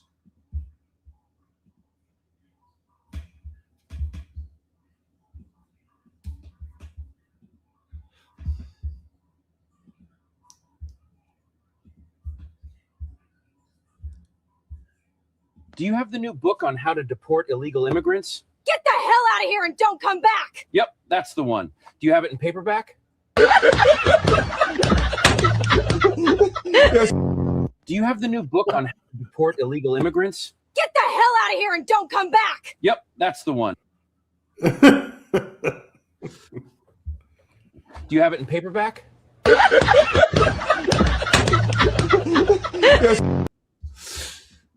There you go. Yeah. It's very good. I've already happened to borrow that. Yeah. I think I might have sent you it. I don't know. Yeah, probably. There was a story this week, yeah, because that's the problem, because a lot of this AI stuff is, it's portraying people in the wilds and like having a friendly sort of interaction with animals and that. And yeah, just this last week, a woman in China, in one of the like snowy areas of China, where she was there skiing or something, fucking snow leopard rocks up. Yeah. So what does she do? She turns her back on the fucking thing and gets her face like gurning with a selfie. And the thing pounced on and bit part of her face off. And other people in the area had to run in to rescue her. I'm like, you sackless fucking idiot.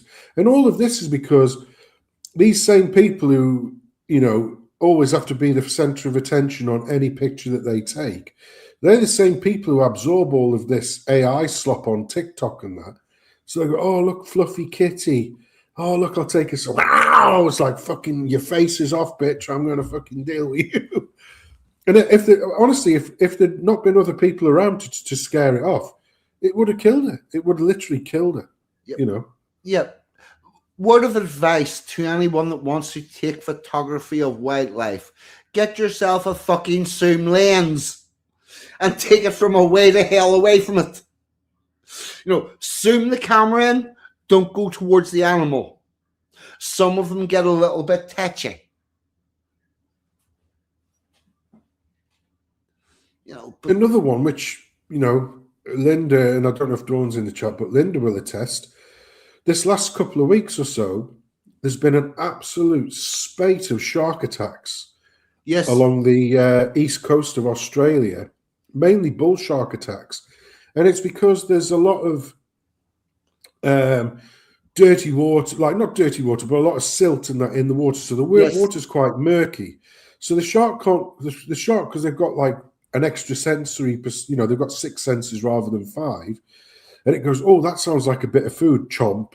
Well, it wasn't a bit of food, it was a human, and this has happened up and down the coast. And even though you've got radio programs, news programs, and the massive flags out saying, potential shark activity, the number of people who the lifeguards are having to call out of the water, literally in sight of 18, 20 signs saying, do not go in the water. There are nasty fucking bitey things in there.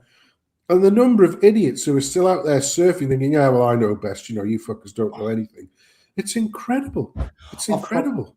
Whenever I went to Australia for the International Conference on Men's Issues, we were in the Gold Coast, and the building that we were having the conference in was just beside the beach.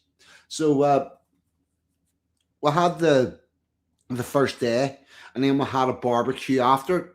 Guy come up, brought all the barbecue stuff. It was all like pre-made. You got to foil stuff and stuff. Dead on. And we're sitting on the ground, and it just got dark. We're sitting on the grass outside it. And I said the 3 Aussie guys that were beside me, I says, don't need to worry about sitting in this grass. You seem to have a lot of wild animals here. Like, you've spiders that'll kill you. You've got fucking crocodiles. You've got kangaroos. Is there spiders or snakes about here? And he goes, mate, you forgot about the bull sharks in the canal. Because running along the back of this building, there was a canal with water in it. And I says, what? He says, that canal over there, there's bull sharks in it. And I says, that canal that runs out into the sea where I used to go for a dip every morning. It's like fucking, the place is mad. Yeah. Everything in Australia wants to kill you to death. Yeah. That's the thing, And the other interesting thing is we complain that the Australians are quite good at cricket. And it's like, We only dropped you off in a place where everything will kill you, and we're now complaining that your reaction times have speeded up. Your hand-eye coordination's got good. Yeah. Oh, yeah. It's yeah. Yeah, it wouldn't be for me. Most attacks are just nibbles. Fucking yeah. Yeah, it's true. Have you seen the size of the mouth they're giving you a nibble with? But well, a lot of the time, it is mistaken identity because we're not. Unless put it this way, right? Unless a shark's starving and it's become sluggish and slow and it's not a very efficient hunter anymore, we're the last thing on their fucking diet. You know, they much rather get chowed down on a bit of fish or a nice seal or something. But like I say, you know, if you're on a surfboard, and which is why, you know, there was a thing saying, well, paint the bottom of your surfboard in like black and yellow zigzaggy stripes, because there's absolutely no way a shark could mistake that for being a seal. Because if you think about when you're on a surfboard, yeah, and your arms are out to the side and your feet are just dangling off the bottom, you look just like a fucking seal in a silhouette. So you got Mr. Great White going, you know, maybe it's a bit darker water, and he's like, yeah, I'm a bit hungry. Oh, look, there, that's a nice looking seal. Chomp. Oh, it wasn't a seal, it was a bit cardboardy. I didn't like that. Unfortunately, when he had a chomp, he bit this fucking off, you know what I mean? So a lot of the time it's mistaken identity. Having said that, of all the shark species in the world, bull sharks are the most aggressive and the nastiest fuckers. Great whites, believe it or not, for all of the size and for the mouthful of horrible fucking teeth they've got, they're actually quite timid. So if you're in the water with a great white and it knows you know it's there, it will seldom attack. It'll seldom attack. Bull shark will see you and go, even if it doesn't want to eat it, it's like, you're in my territory, so I'm going to fuck you off straight away. So that's why you have to be careful with bull sharks. Hammerheads get a bad rap as well, but hammerheads couldn't be further away from wanting to attack us. Tiger sharks, there's a difference with tiger sharks, because tiger sharks literally are the dustbin cleaners of the ocean. They'll fucking eat anything. You know, they've found tiger sharks with fucking Branston pickle bean cans in the fucking bellies and shit like that, because it's like, oh, that's floating, I'll have a bite of that. Oh yeah, that wasn't, well, bit tinny for my liking, but it'll do. Oh, what's this along here now? Oh yeah, a bit of rancid whale carcass. I'll have a chomp on that, chomp. Oh, what's this here? Oh, it's a floating bit of rope. I'll have that, chomp.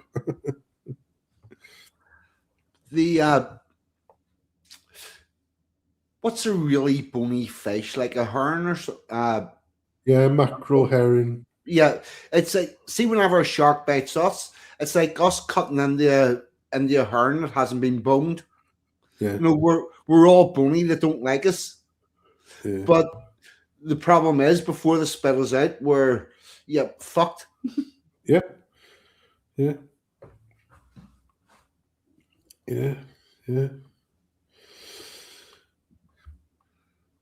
Well, we are coming up on 2 hours. Are there any other subjects that we really need to get to tonight? Not really. I did have a story that was full of shit. Oh, that sounds good. Right, so should we finish on a story that's full of shit? Yes. Can we just give a quick mention to that purple-haired girl that's hit the news? Oh yeah, that Amelia or something. That's out of that thing. You know the one I'm talking about? Yeah. Yes, I've seen a couple of memes of Amelia.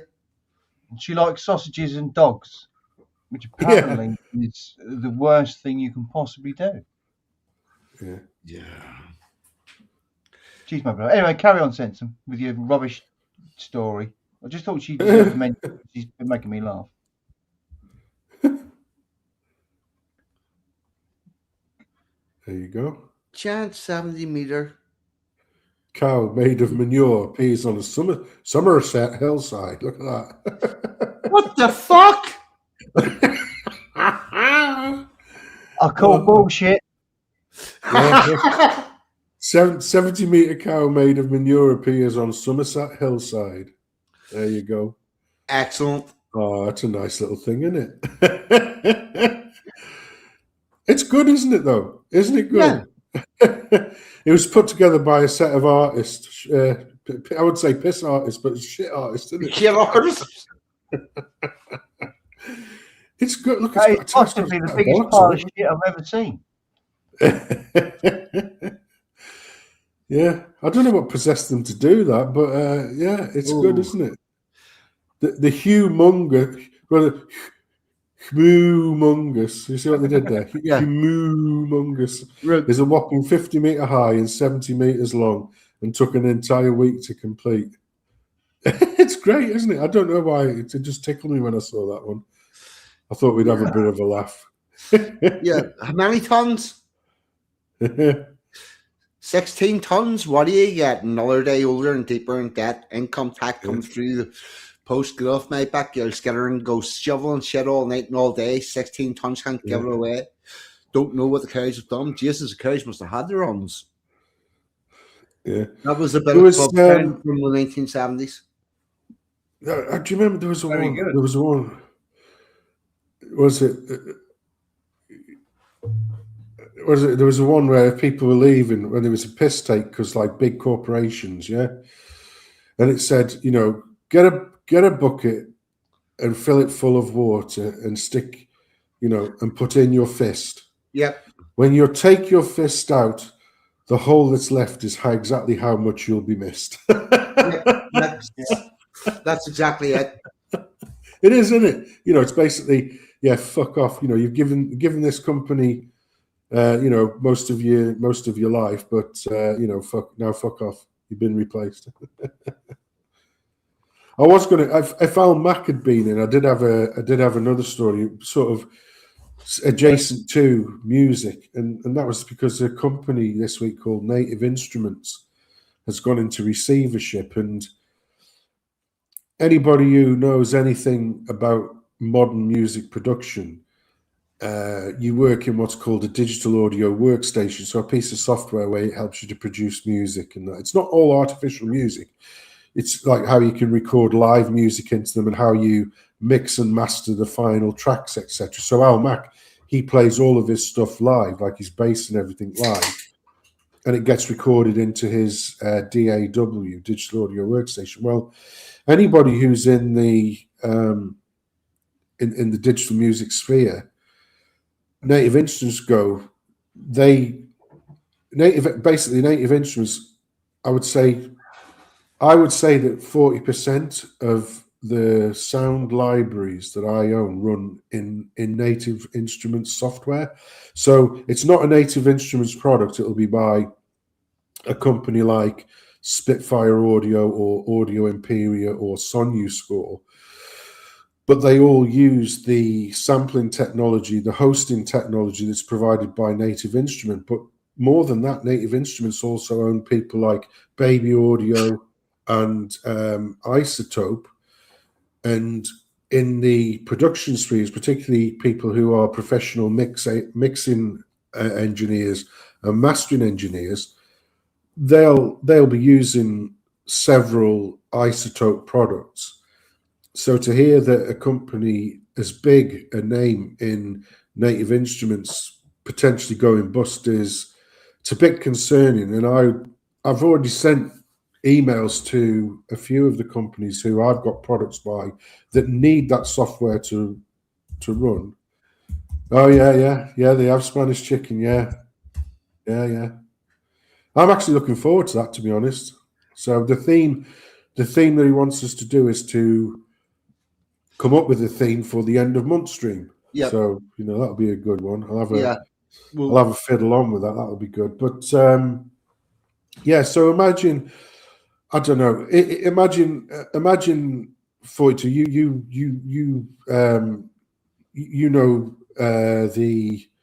know the aeronautics industry, yeah? Yeah.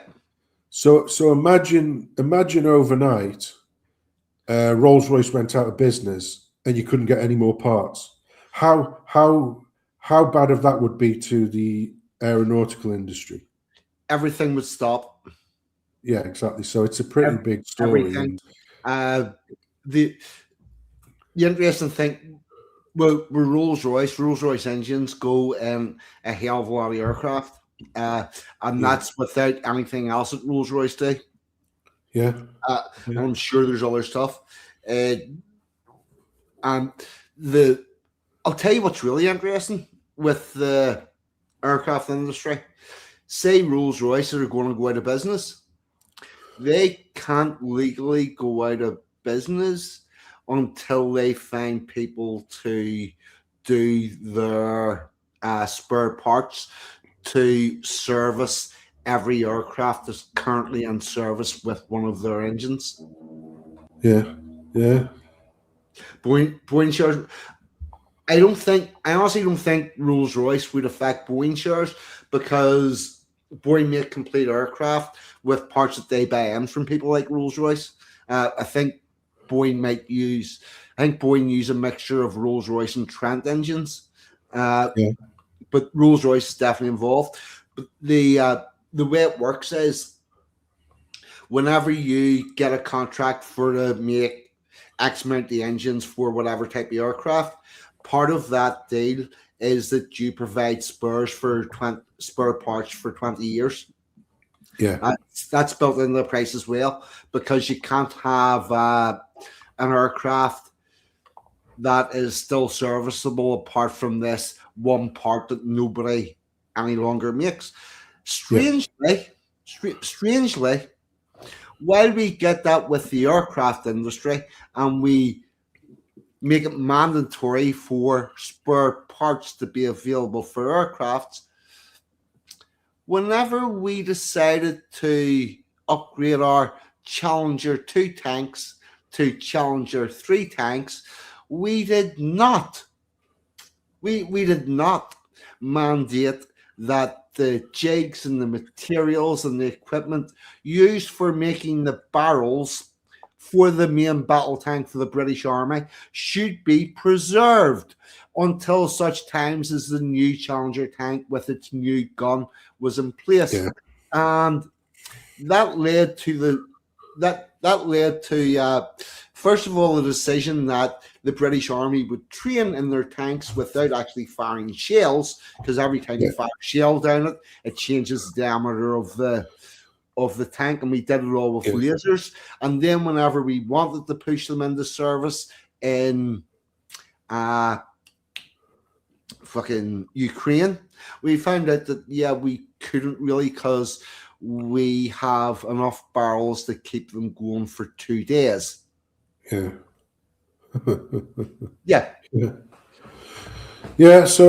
there's a question on, because this is all in the digital sphere, so it's all like computers and shit. Although Native Instruments do have a massive hardware arm as well, so they make keyboards and also DJ producer decks, etc.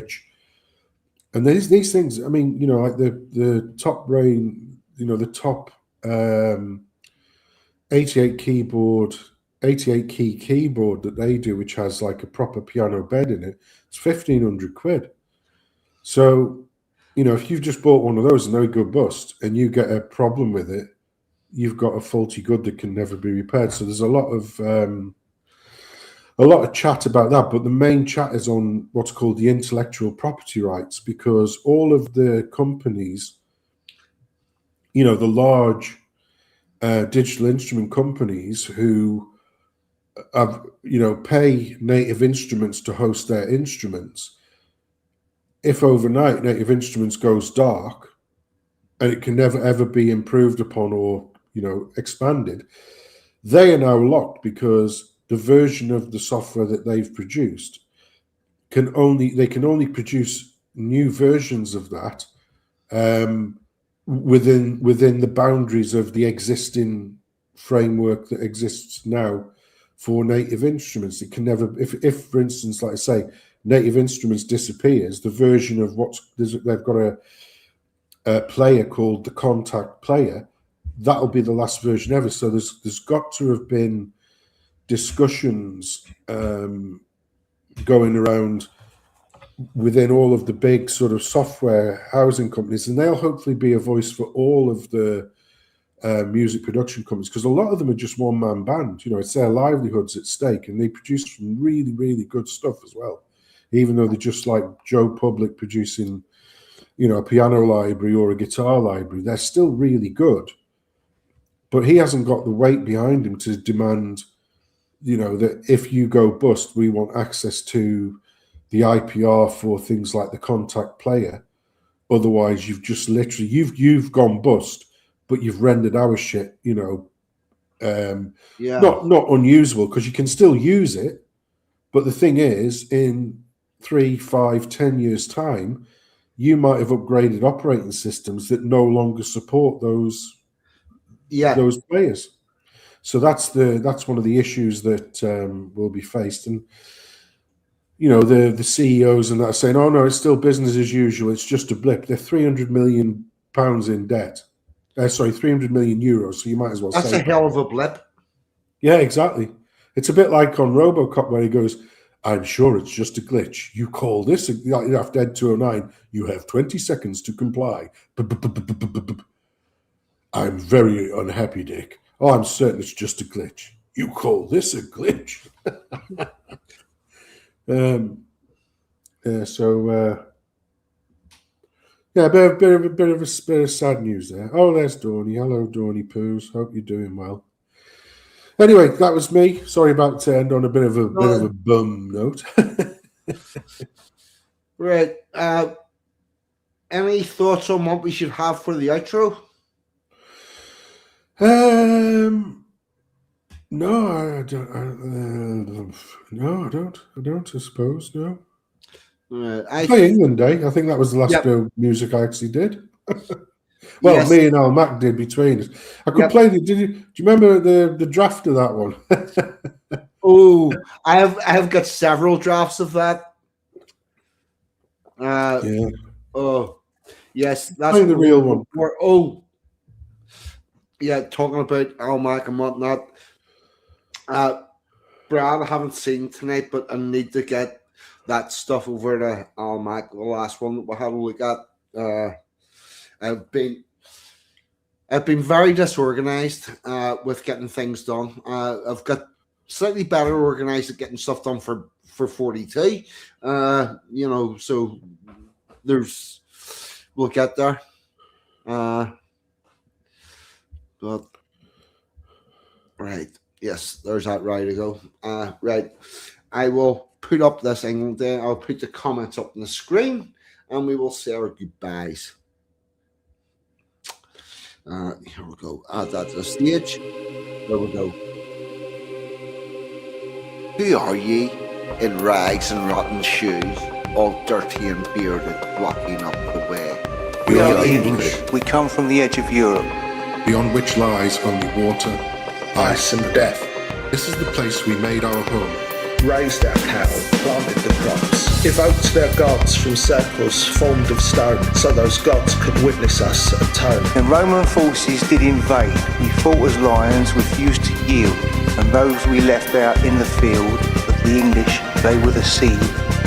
Who adversity did propagate, an indomitable people who we would fight, toil and mock in equal measure, and find humour in our adversity, because that is our way. The battle-weary tribes besieged by Vikings, banded as brothers with Angles, Jutes and Saxons. It took some years of consideration to produce our culture of toleration.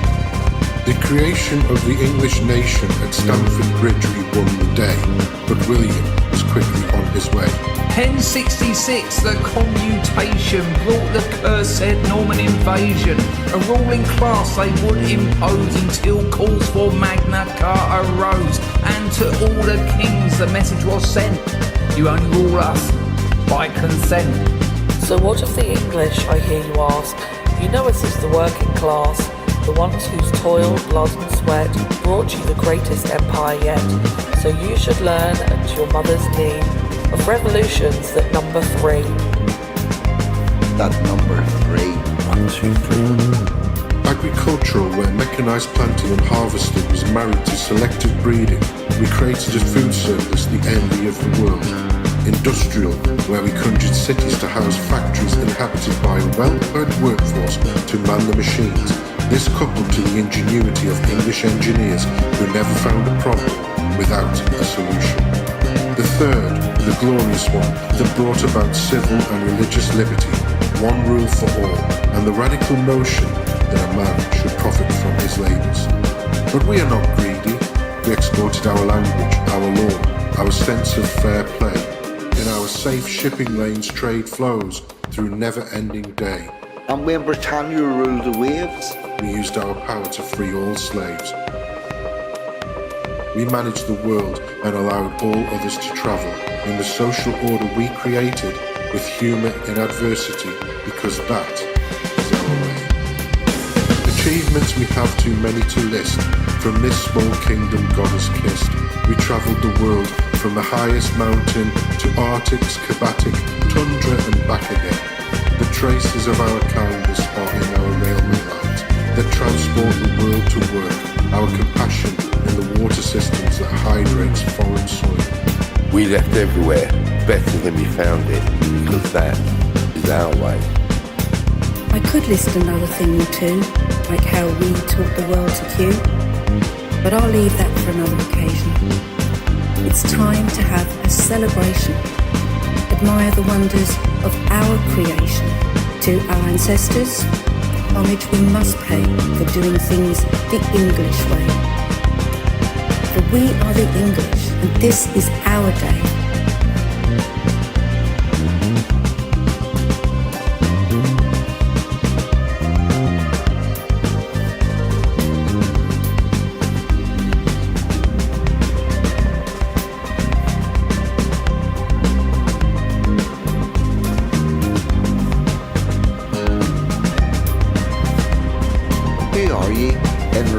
rotten shoes, all dirty and bearded, blocking up the way. We are the pilgrims, master. We shall go always that little bit further. It may be beyond that last blue mountain barred with snow, across that angry or glimmering sea. We are the English. Every Englishman's house is his castle. So hoist your colours and ramparts for England Day. Then down after St George's Day. We are English and we'll be patriotic in an organised way.